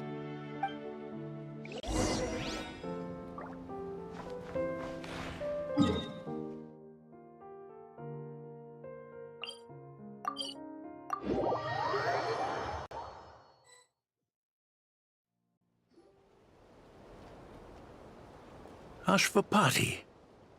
It's been a while, Senegem. Over a decade at least. How did you find this place? All these years. And the signal you use for the meetup point still hasn't changed. All I had to do was pose as your point of contact. And fish a time and date out of that scout you sent. Useless bunch of idiots. Just wait until my backup gets here. Oh, I think that might take a while. The Fontaine and Liyue authorities have your men locked down tight. Every last one. No. There's no way the cops could have known we'd be here. Unless, of course, someone deliberately left a trail of clues, leading them straight to the expo. That would be a different story, now wouldn't it? If they hadn't taken your agents out of the equation, I doubt I would have been able to lure you here. So now what? You gonna turn me in, too? No. The authorities can have your men. But you're mine. Is that for Tui Tech? Looks like your skills are as good as ever.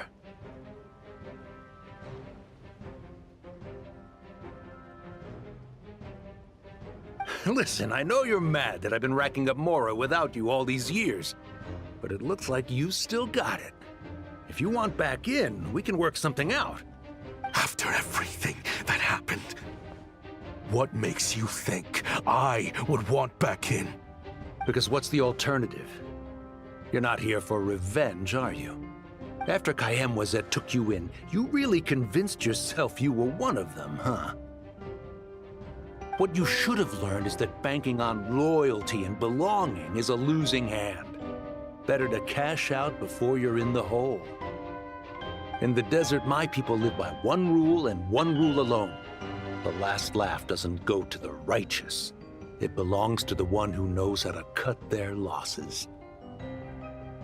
Just look at me. When there's Mora to be earned in the desert, I'm a desert folk.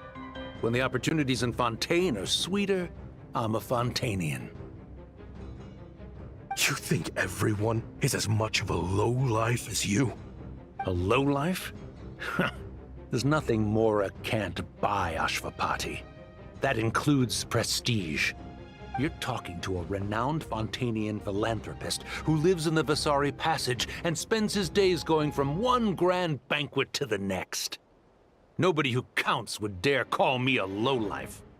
Are you done? Clearly there's no reasoning with you. Fine. Have it your way. But if you want me dead so bad, why'd you come to face me alone? That wasn't the wisest decision now, was it? Oh, don't you worry. I brought plenty of firepower with me. You could have brought a whole army for all I care. These weapons will bury every last one of you!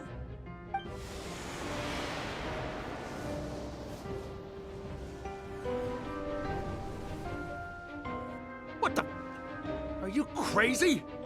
If that thing fires, you're not getting out of here alive either. Yes, that's the plan. It's high time both of us paid the price for our sins! He's lost his mind. Get him! Start breaking his bones until he removes this barrier! Hold it right there, all of you! Otherwise, I've got enough firepower to go around, too. The Maison Gardiennage! You got here sooner than I expected. Hey! What's that in the sky? Looks like bad news! Ashvapati, you have my word that these people will face the judgment of the Fontaine courts. Remove the barrier and come with us at once. Fontanian justice is too merciful for them. You should leave us. Stubborn fool. I don't deserve them. I have to atone for the things I've done. What is it you feel you need to atone for?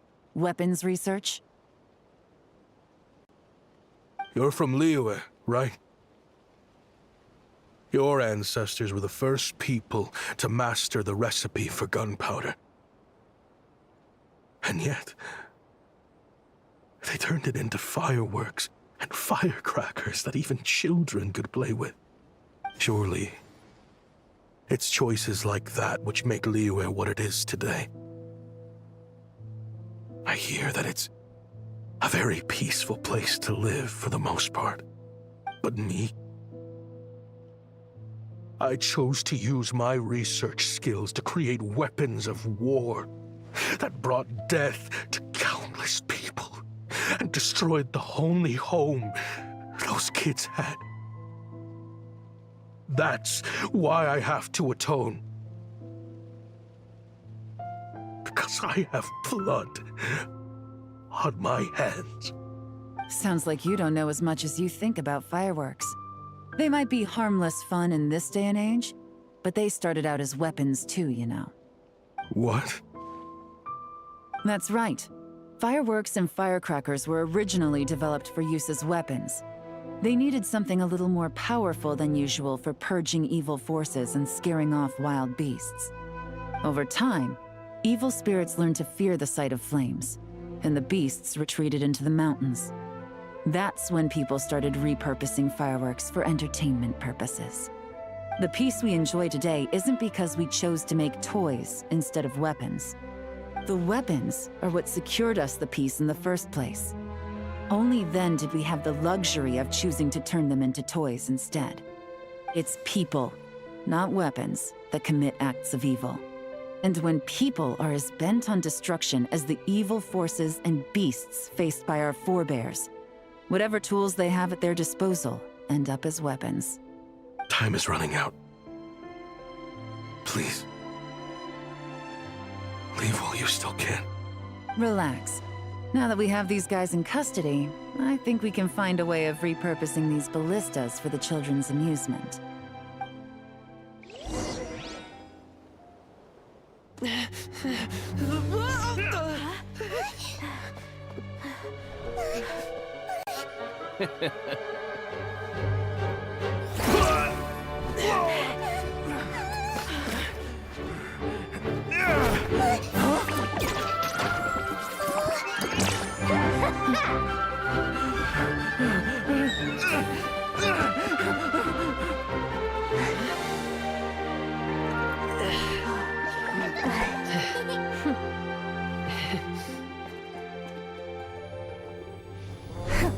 I knew they were looking for trouble, but they messed with the wrong manager.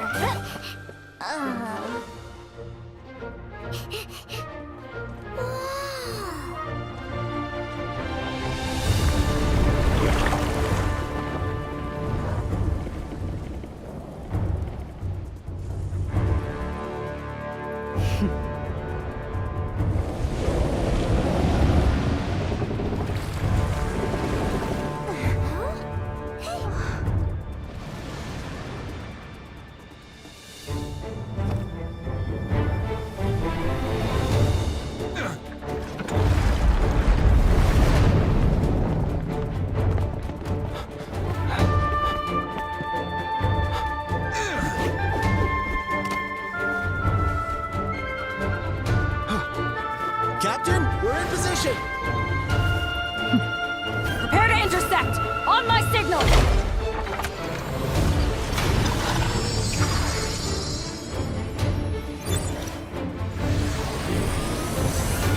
Fire!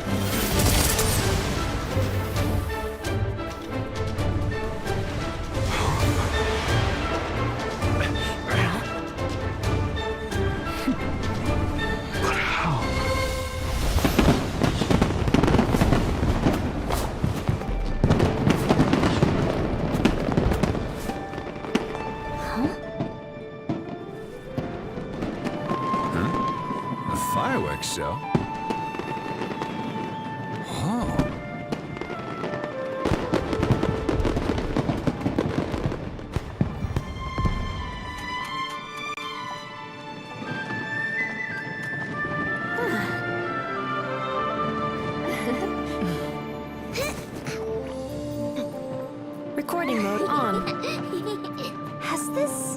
always been part of the show.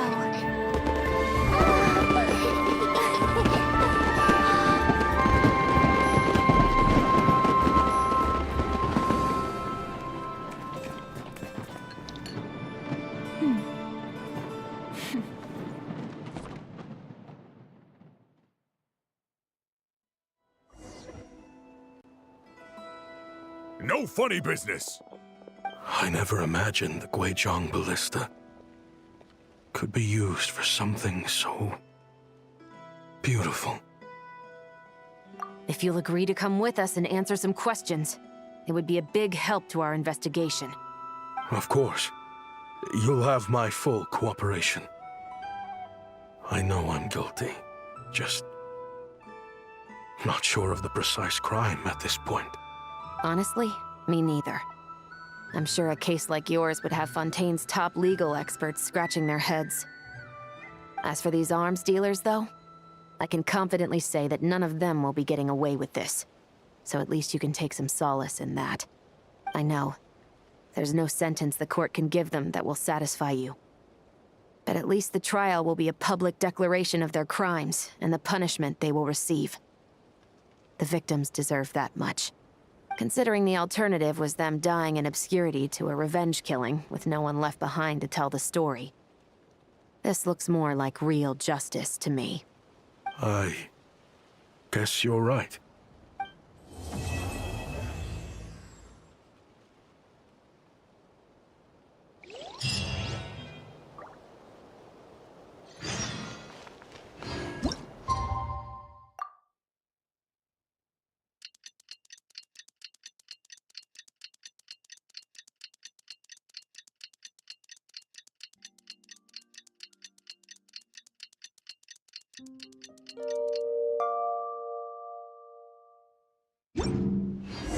What do you think they did with Ashvapati in the end? Let's go ask them for an update.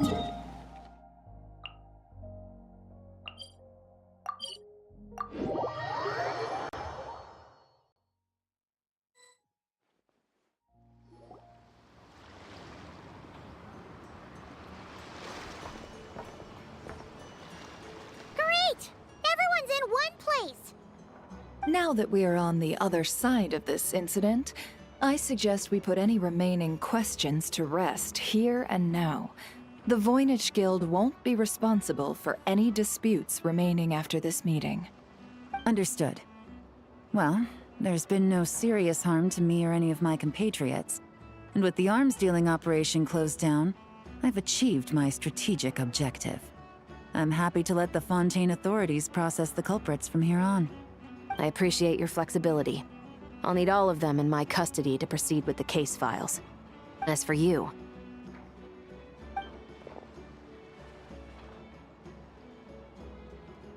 Given your association with the Voynich Guild, I suspect the boss of the Curatorium might raise some objections if I insisted on bringing you into custody as well.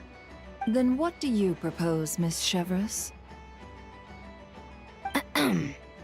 While pursuing one of the suspects in this case, it was unfortunately necessary for me to destroy a certain signboard in Nasha Town.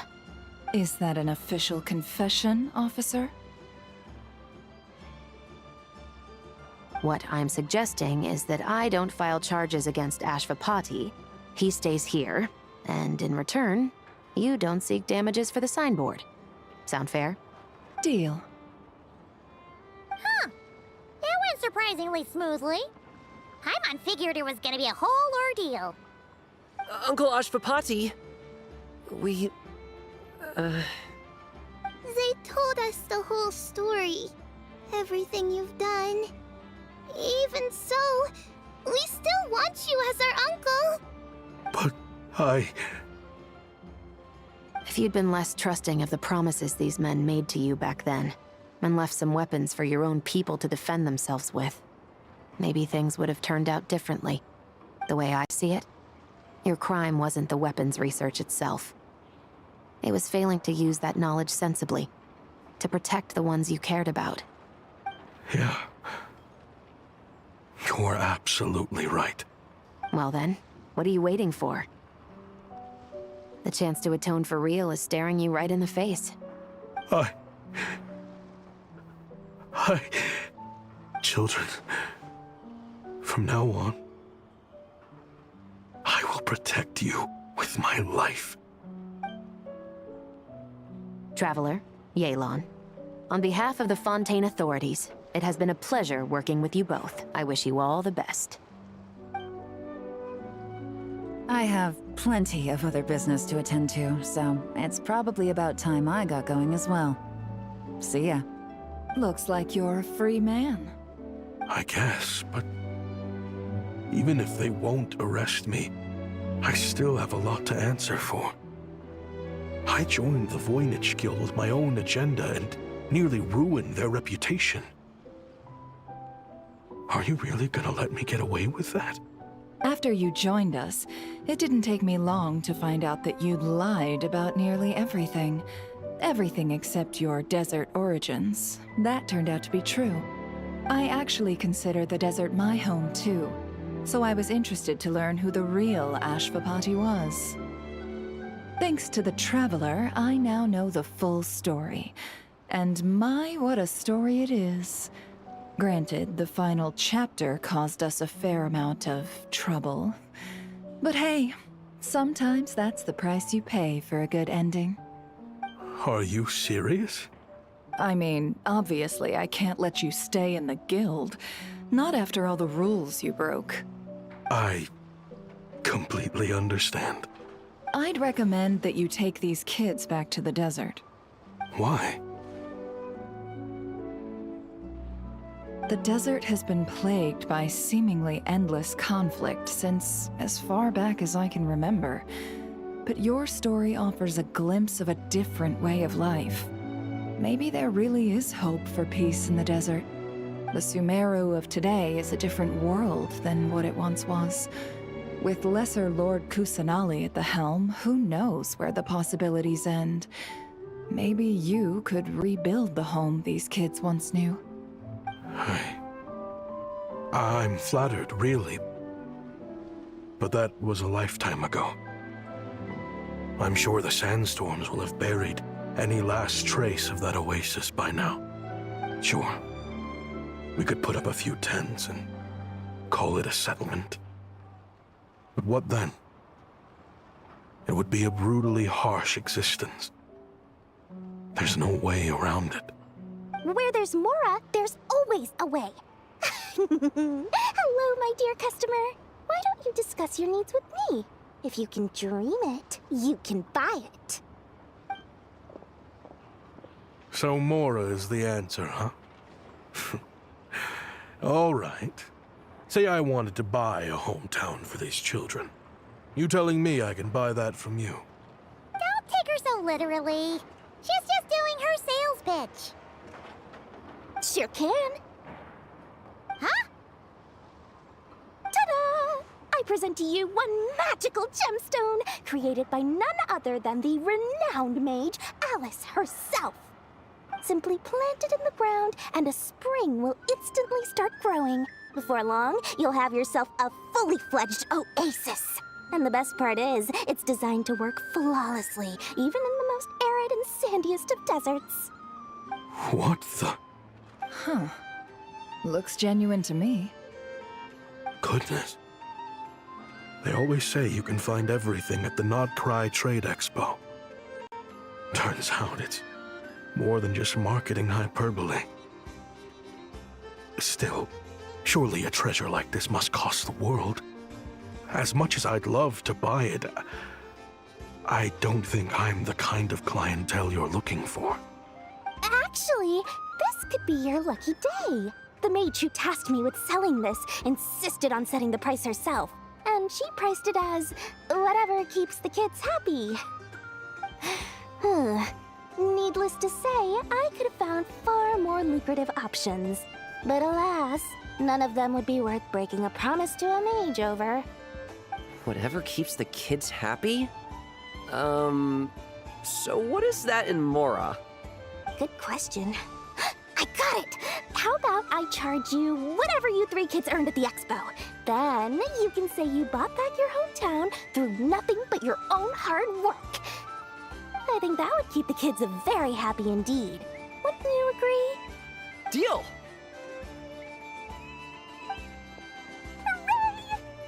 Well, this was a strange turn of events. I think it's safe to say that this was one of the more memorable trade expos.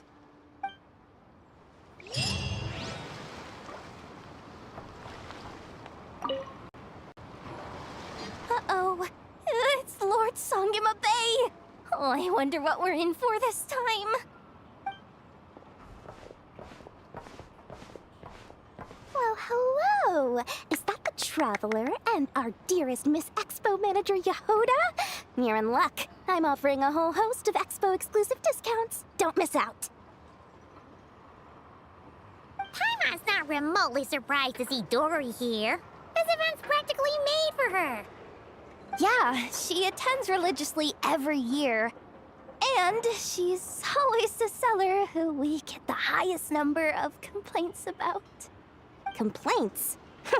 Every single mora I make from this expo is 100% legitimate. I've never broken the rules, and my prices are entirely fair.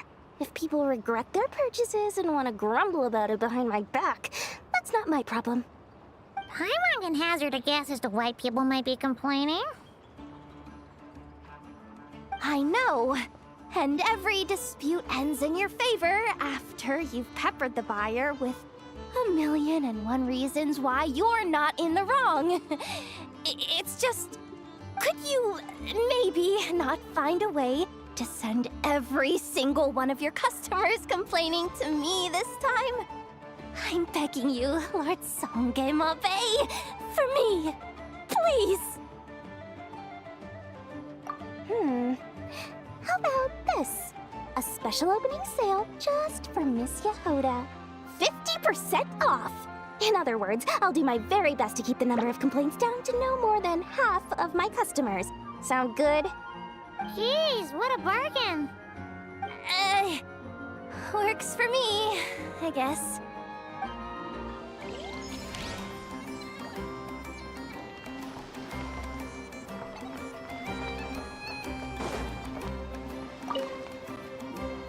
Have you been to the Clink Clink Krumkake Craft Shop's booth yet? They're selling blueprints for a machine. With everything Uncle's taught me, I bet I could build one of those thwack and smack defense bots. We should buy a blueprint. Sounds like a waste of money to me. We should be spending our expo earnings on more important stuff like clothes. But Uncle said the most important thing is that we have fun. Guys, please don't fight! I hate to break it to you, but I'm afraid no one really comes to this expo looking to buy toys. If you make any more here, it won't be nearly enough to buy yourselves a blueprint. I doubt it'll even cover your new clothes. Oh! Hi, Jahoda! Hi, Traveler! I came here to make sure you kids stay safe, so listen carefully. If you want to look around the expo, that's fine, but you need to be extremely careful when talking to any strangers, okay? A lot of crazy people show up to this expo, both sellers and buyers. You don't know what they might be capable of. So if anything happens, don't try to deal with it yourselves. Call for me right away. You got that? Jahoda's really serious about looking out for these kids. Well, it's kinda my job. I'm supposed to be the one in charge. Oh, just take a look around. This booth is the only one being run by a bunch of kids. If there's anyone out there aiming to cause trouble, you can bet they'll start with the weakest target.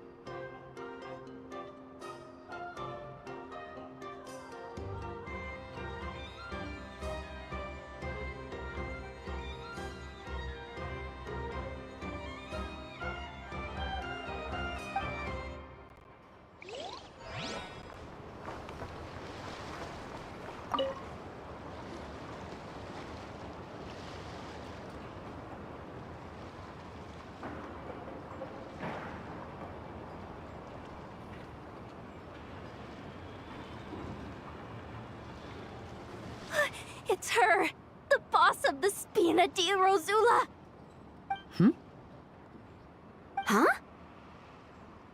Uh-oh. Things are about to kick off. What are you worried about, Jahoda? Shh! Don't you see him over there? Parasol Lady's the head honcho of the Fontanian underworld. Rumor is she pulled the crumbling organization back together and avenged her father with her own hands. Oh, we don't want to get on her bad side. An eye patch over there is a merc captain from Liyue. She has a fleet of her own that sails the seas. Most people know to steer clear. I was worried this expo might not be big enough for the two of them, if you catch my drift. So I kept their booths far apart. Looks like they wound up meeting in the end, though. You don't think they're butting heads already, do you? What am I gonna do? Hey guys! What's up? Oh, hey there, partner in Paimon. Partner? Can't go far in my line of work without hearing about the president of the Spina di Rosula or the champion duelist of the court of Fontaine. Thought I'd make some friends since the opportunity's presenting itself. Plus, now that the traveler's arrived, I wonder if these ladies might just agree to coming aboard for a drink. What's the traveler got to do with that? You're too kind, Miss Beto. So, the thing is, over there is a friend of ours. She's managing the expo, and seeing as you're all big shots where you come from, she was worried you might, butt heads. Is that so? Well, I think you can put her at ease. Yeah, and if there's anything we can do to help, just say the word.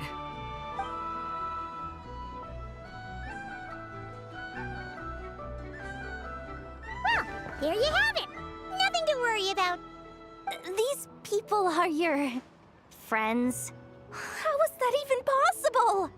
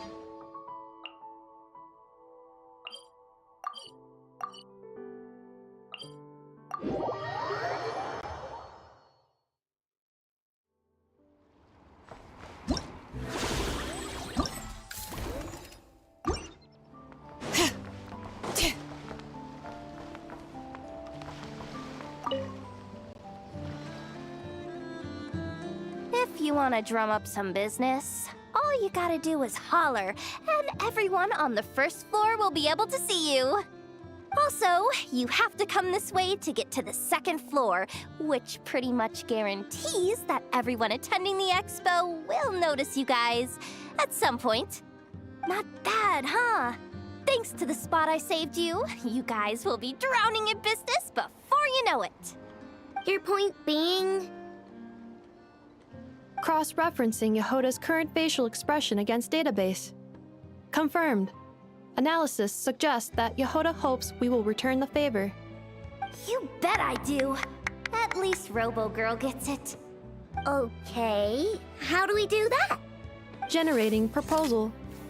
Complete. Jahoda, the next time you visit the workshop, I will reserve the seat closest to the hallway for you. Huh? This seat provides priority access to any dessert items delivered from the kitchen. It is also free from window glare and sits at optimal proximity to the teapot. By reserving this premium spot for you, I can guarantee you a most enjoyable dessert sampling experience. Is this your idea of a fair trade? Are you kidding me? That spot's usually reserved for me. I'd never let you take it if I didn't have my dessert budget to consider. What's going on? Jahoda looks upset. All right, I'll level with you. Since I saved you such a great spot for your booth and all, could you possibly lend me some technical support? Please? Technical support? This year's expo is way bigger than ever before, which means there's definitely gonna be more shenanigans going down too. I know, surely you have some kind of contraption that can, like, scare everyone at the expo into compliance or something. As the manager, I need something I can fall back on in case the you-know-what hits the fan. Let me think. If things escalated that far, shouldn't you just report it to Nefer instead of trying to deal with it yourself? Well, yes, technically speaking. But if, for example, it was somehow kind of my fault to begin with, I'd probably be better off solving it myself on the DL. Remember those 3 kids?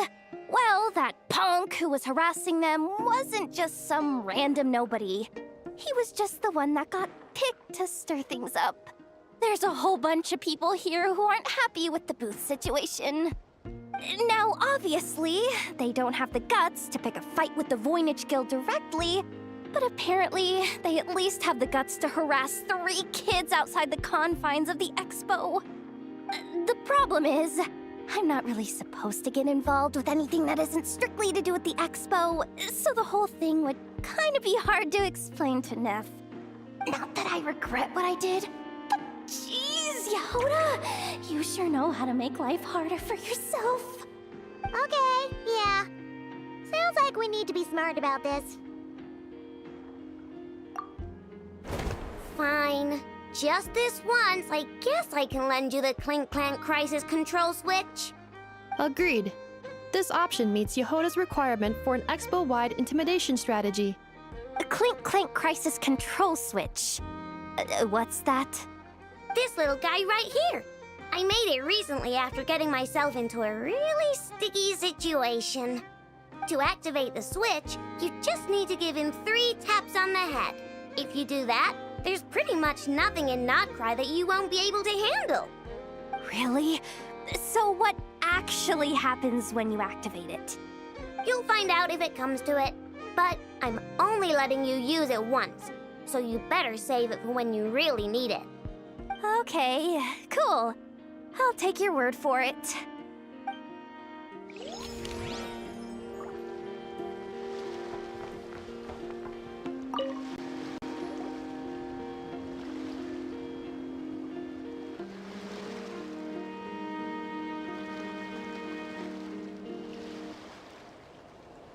Watch out there, Jahoda!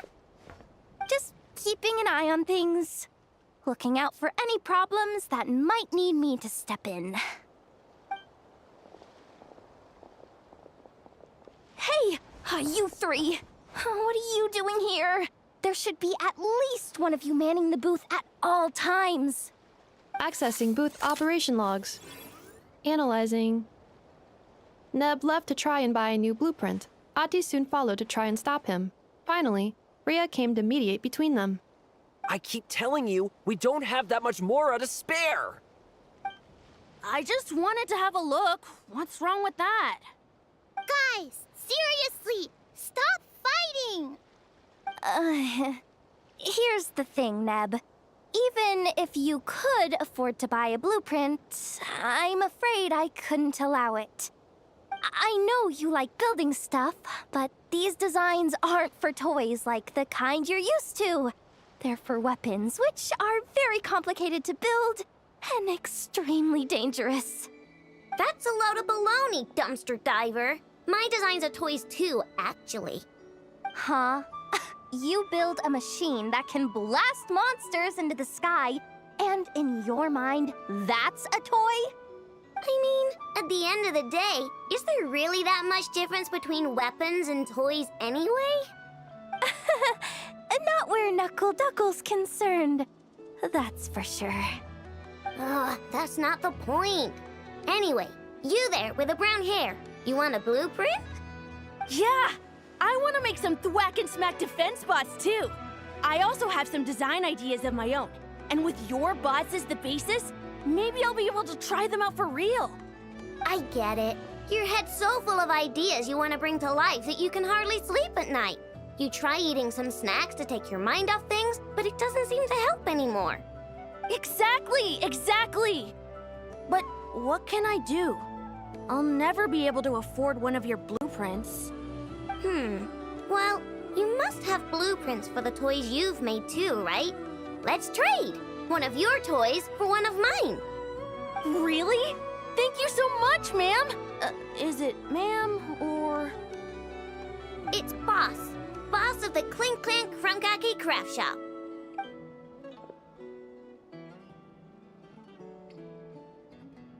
Thank you so much, boss of the Clink Clank Krumkake Craft Shop.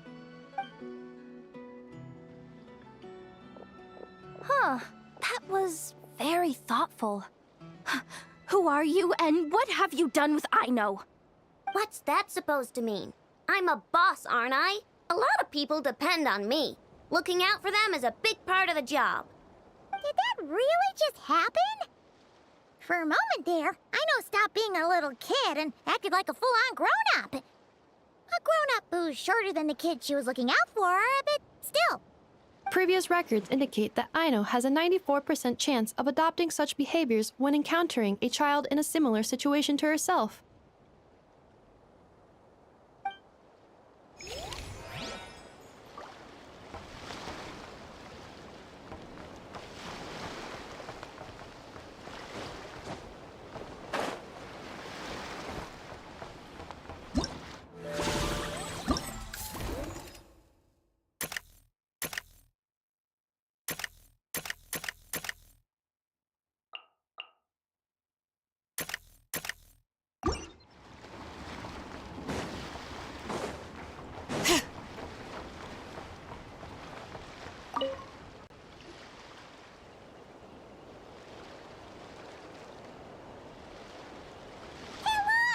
It's our old pal Lieben! Oh, it's you two! Been a while, hasn't it? Wait, you know this guy too? Okay, I'm slowly starting to get why Boss Neff asked you to help me out. Ah, you must be the expo manager. Was there something you needed from me?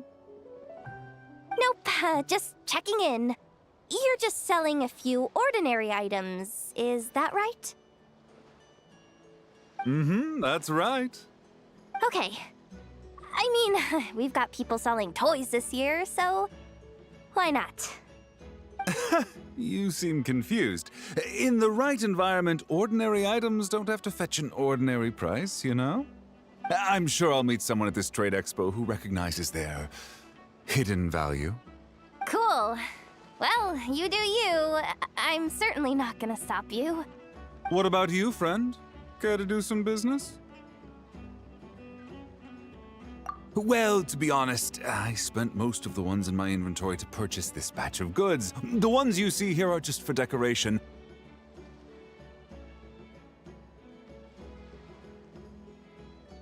But I'm confident that I can make a killing here, so I'll be sure to make another batch of Box of Marvels should the opportunity arise later.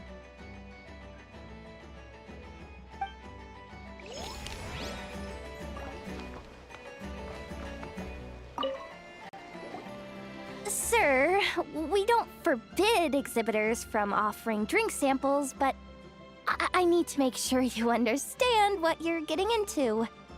Any samples you offer are at your own risk.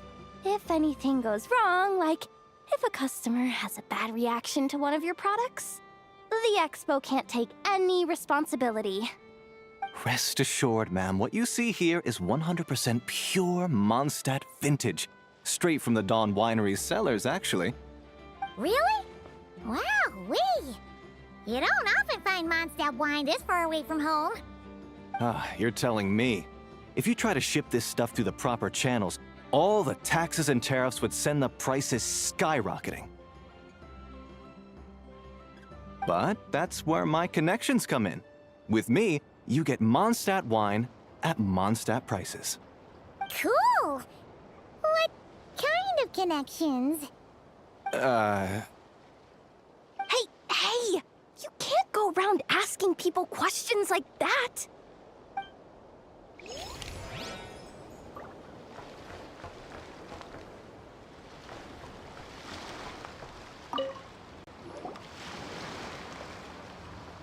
Wait! That's a familiar face. Isn't that Viswava? Why, if it isn't the Traveler. Knew there'd be some big names here. Let's get the official business over with first. Unfortunately, you're the first seller at the expo to receive a complaint. We've received word that the muskets you're selling are a few shots away from turning into scrap. Well, yeah. It's written here plain as day.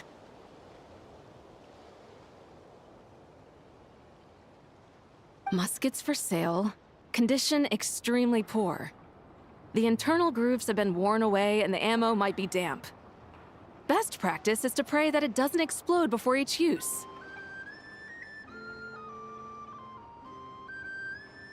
Wait, so you weren't speaking in code to cover your tracks? Code? Yeah. Sometimes people bring stuff that needs to be kept on the down low, so they dress it up as junk beforehand. Happens on the black market all the time. You're overthinking things here. This stuff really is junk. We were just gonna scrap them, but my superiors thought we might as well try and make some more off of them. And who knows? If the prayers are answered and the gun ends up firing a few times, the buyer hasn't totally wasted their money, have they? Guess not. I mean, a weapon on the brink of ruin that's still capable of considerable firepower. Doesn't that just scream black market to you?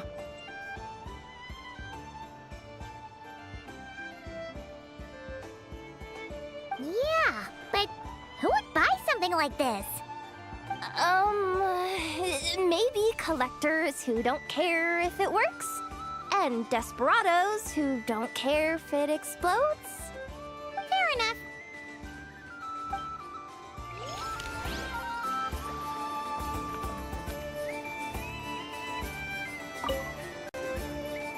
Oh, Blintz and Igua! Fancy seeing you here! Ah, Traveler. Paimon. How do you do? That's our secondary goal. To put it in Mr. Flintz's words, it's important for Lightkeepers to spend some time in the land of the living every once in a while. That sounds like something he'd say, yeah. Are you interested in these muskets? Since we're friends, Paimon will let you in on some insider info. This officer here is basically selling scrap. Oh, I'm well aware. The sign makes that quite clear. True. I'm interested in this particular piece because it brings to mind a picture I once saw. It featured several Ratniki and a Fatui officer who fought alongside them. The weapon that the latter used was identical to this one. The Fatui teamed up with the Lightkeepers? That's not unusual. I've heard similar stories from our older members. The owner of this musket must have been a hero who stood against the Wild Hunt as well. But why would you sell a hero's firearm? That's just how the rules work on our end. Everyone agreed to it. Whether it's a no-name sergeant like me or a renowned hero. Our equipment is to be collected and redistributed once we're dust on the wind. The stuff that's usable is given to new recruits. And the scrap is sold for whatever price it can still fetch. That way, we can at least put it towards feeding the grunts, you know? Better than following them to the grave. Huh. I think I'm going to buy this musket, Mr. Flint. Could you tell me a few more stories about it when you get the chance? Of course.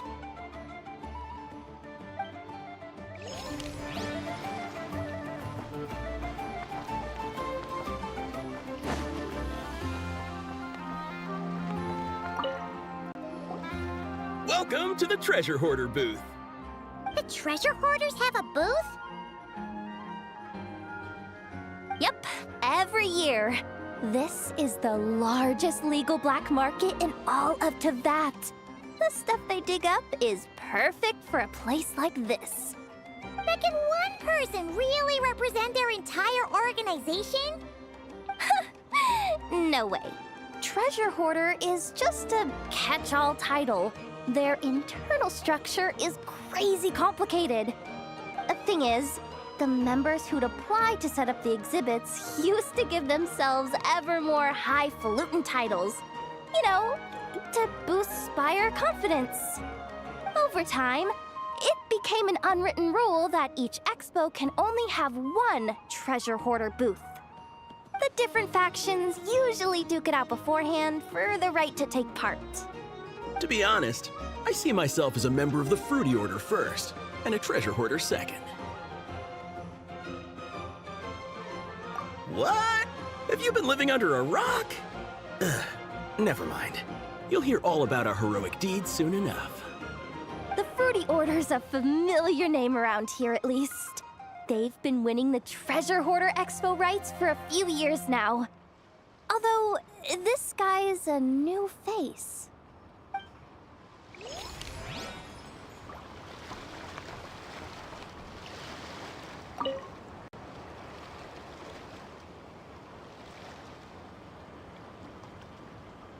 Ahem.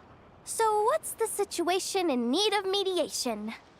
This person's been glaring daggers at me from behind since she arrived. Hey, you! I'm a member of the Fruity Order, you hear? What a coincidence. So am I. Wait, really? I first encountered the humor and intelligence of trendy Zaytun Peach in the New Tide anthology.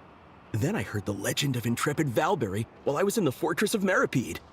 The more I heard about your order, the more it drew me in. I've been searching for so long, but I was never able to find an actual member. So when I heard that the Nodcry Trade Expo was being held again, I applied under your name.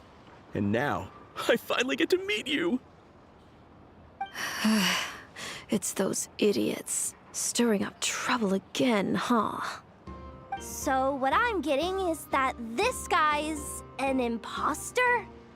Our orders won the expo rights several years in a row, so we announced that we were backing out of the running this year to avoid conflict. Then, this guy had to come along. A few of the other groups were looking to duke it out, so imagine their anger when someone claiming to be one of ours snatched the expo rights again. Well, no one's made any trouble for me. Wait. Does that mean you've taken them all out already? Man, I knew it! The Fruity Order's as good as they say. Can I join? We can't make trouble at the expo. Voynich Guild rules. Once it's all over, meet me at the harbor in Nasha Town. I see. All right, I'll be there. Does he not realize what's going on here? Also, considering our smooth collaborations thus far, A word of advice for the guild. This guy has only been able to keep his head in his booth because the Fruity Order took care of any rival factions. But if there's one thing the treasure hoarders have in spades, it's sore losers. Since our order has proven untouchable so far, they're sure to find easier targets to vent their frustration on. So look after those kids. Huh. So this guy has been responsible for more than one conflict so far.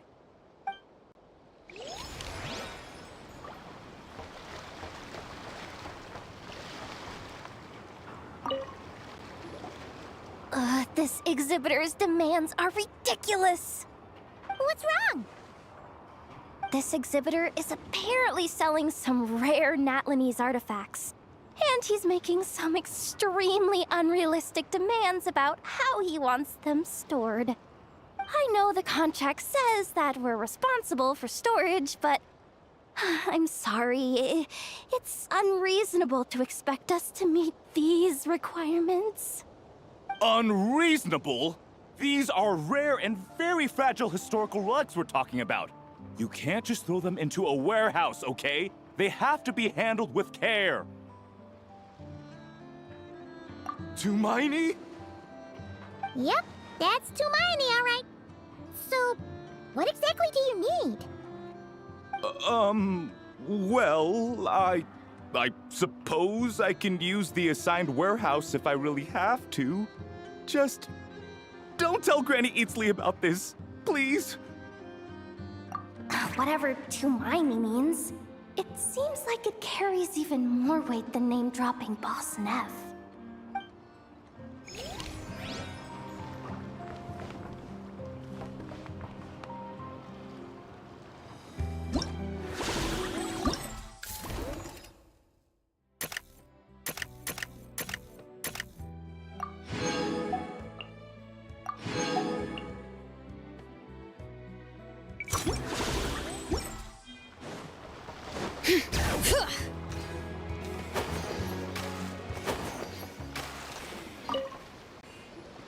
What do you think?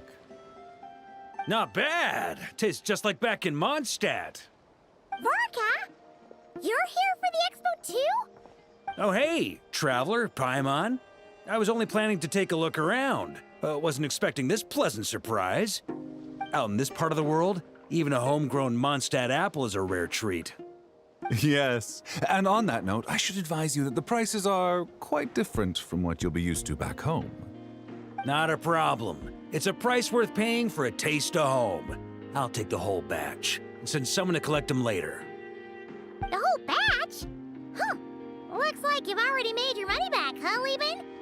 Oh, and Varka, since you're looking for a taste of home, have you tried the Mondstadt wine next door? Apparently, he uses special connections to keep the import costs down. Yeah, I've tried it. It's pretty good, but not Mondstadt wine good. Besides, I wouldn't be able to buy any even if it was.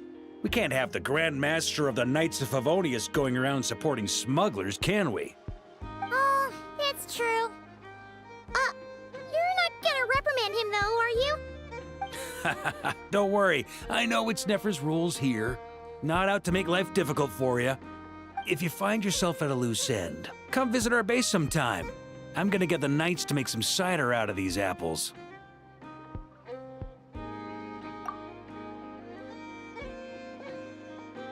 You're as generous as they say, Grandmaster. Looks like you finally made some real profit. Hey, don't make me sound so incompetent. Though I'll admit, I wasn't expecting to make my money back quite so quickly. Now I can start thinking seriously about my next venture. I'm planning on heading to Snezhnegrad, actually. I hear they're running low on lots of supplies because of Project Stuja.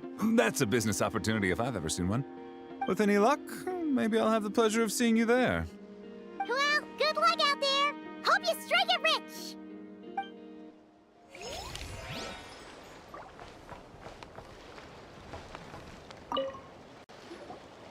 I can't believe you came all this way to investigate me. Still, as a member of this expo, I'm protected by the Voynich Guild. There's nothing you can do to stop me. I know.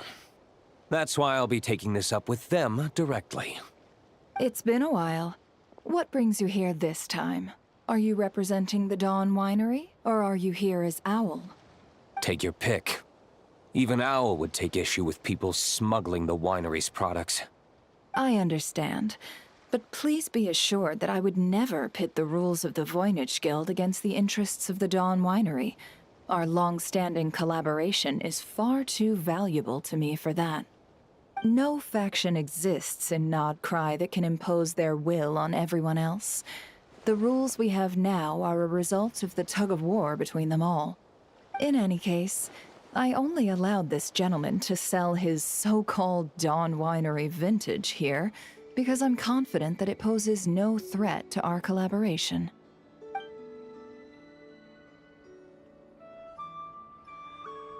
I see. So this isn't from our cellars at all. It's not even from Mondstadt. You...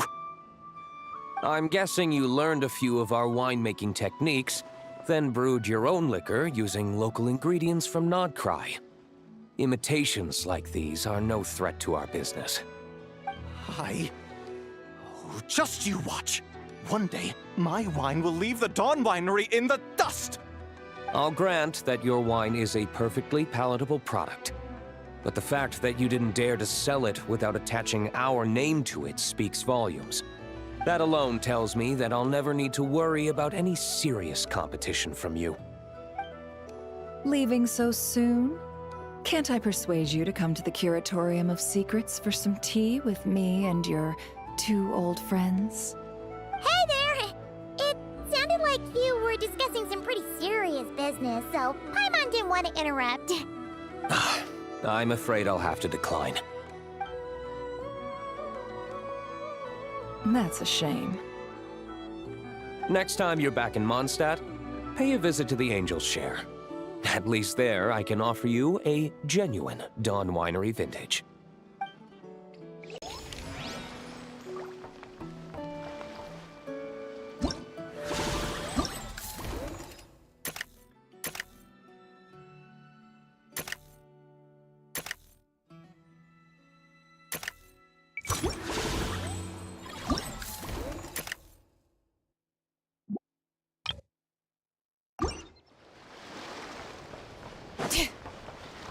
Bring it!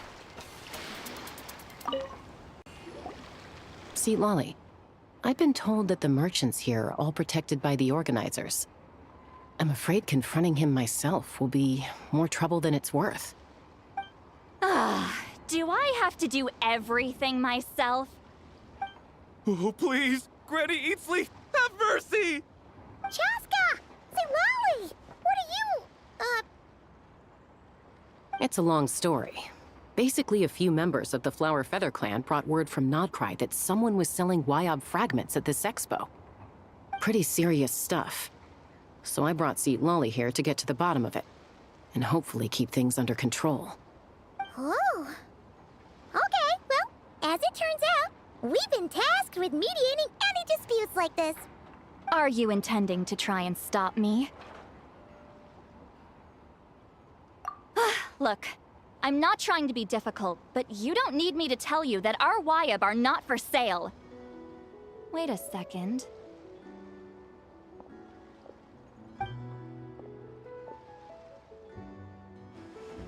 This is just a shard of a Wyob pillar, and its power is long gone, so it no longer has any connection whatsoever to the Wyob. So, tell me, how much did they pay you to ship these out of Natlan? About 800,000 mora apiece. What? Apparently, people outside of Natlan don't know all that much about our culture. Some people take one look at those pillars and start bragging that they found a Wyob fragment. I didn't want to correct them, because that way I could drum up the price. Ugh, forget it. Since you asked me so nicely, I'll let him stay here until the expo's over. No point making a mountain out of a molehill. Oh, thank you, Granny Eatsley. Oh, don't start thinking you're off the hook. Once this is over, you're going straight to Biram to face the music.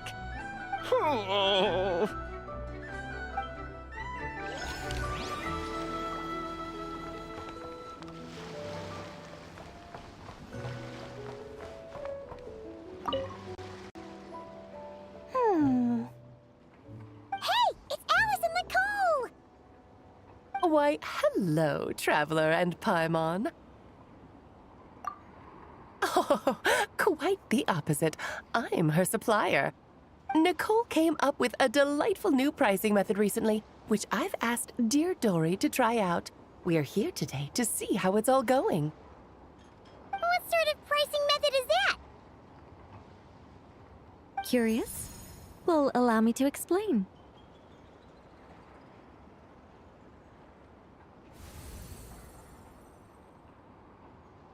Instead of an amount of mora, you collect courage, kindness, or happiness from the buyer. The key is to make people realize they don't have to be rich. With an excellence of character, even the treasures of the Hexen Circle are within your reach. Kinda like a Seelie guiding intrepid adventurers through various tribulations until they claim their prize. Such fun, wouldn't you say? Not for me. We didn't sell much Hexen Circle gear this time at all. At this point, I'll have to whip out some Samara specialties just to break even. Wait, you're actually losing money, Dory? You're saying our gifts didn't reach that many people? I'm saying we made diddly squat. Hate to break it to you, Miss Mage, but you don't have much of a heck for business. It might not have made much, but this has been quite a fun little experiment. To make it up to you, all the revenue from our merchandise is yours to keep, Dory. Oh, they don't call you a great mage for nothing, Miss Alice.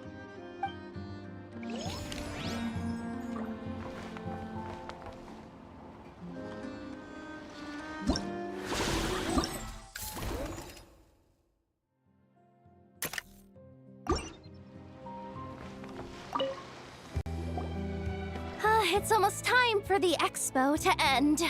I'm asking for half a month's leave once we wrap this up. Finally got time to relax, huh, Jahoda?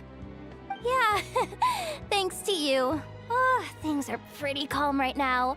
Should be smooth sailing from here on out. Sorry, but I've got a problem over here. Same here.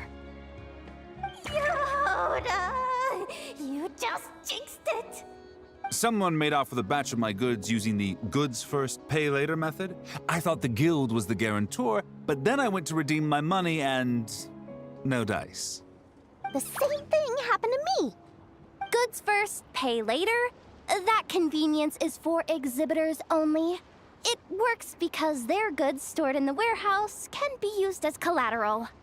The buyer did have guild supplied certification. In that case, he's one of you. Pick him out of the crowd and we're good to go. The person I talked to was a tall, thin young man, but I don't see him here. The one who bought from me was on the chubbier side. And nope, no sign of him either. Wait, so it wasn't the same person? Miss Jahoda, we need help! Ahti went into town a while back and we haven't heard from him. What? Why would he do that? He wanted to use the mora we got from our exhibit to buy everyone a little something in return for looking out for us. So he headed out alone. Gods, this kid... Wait, did he have your certification from the guild with him? Yeah, he's our older brother, so he's in charge of all that stuff. Oh, this is bad. Okay, let's not panic. What happened? Remember those people who targeted Ahti a while back? I'm worried they kidnapped him and are using his certification to scam goods off the other exhibitors. Sorry. Oh, this isn't your fault. Should we rescue Ahti first? But Nodcry's huge! Where would we even start? We could go for the goods first, but we're dealing with a group. If they split up, it'll be impossible to nab them. Oh, come on, Jahoda, come on! You promised Boss Neff you'd uphold the guild's reputation, and you promised the kids you'd protect them. This is all falling apart. Looks like you're down to your last option, dumpster diver. Oh, right! The Clink Clank Crisis Control Switch! Clank Clank Crisis Control Switch activated. Awaiting orders. Awaiting orders. Awaiting orders. Whoa!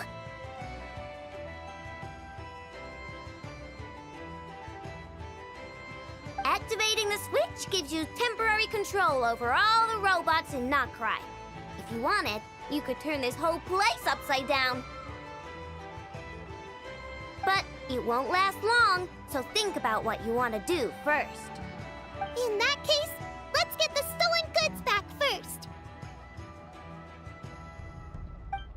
All units, advance to rescue Ahti! Miss Jahoda! Orders received. Orders received. Orders received.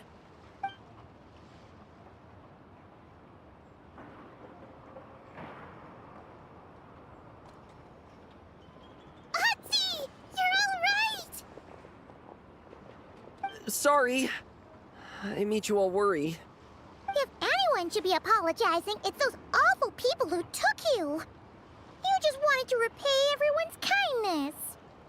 They stole my expo certificate. Did that cause trouble for anyone? Let's just focus on one thing at a time. Inventory complete. All goods have been retrieved. See? Told ya. With the Clink Clank Crisis Control Switch, there's no problem in Notcry you can't handle. With so many bots around, we didn't have to choose between the rescue and getting the goods back. We were able to do both. I know. These kids call me boss, and as their boss, it's my job to protect them. No way I'm letting them get in trouble with the guild. Thanks, boss. Aino's a great person to have on your side, huh? To be honest, I could hug you right now. But I think I'll have that vacation first. Oh, right! I owe you a hot dog, don't I?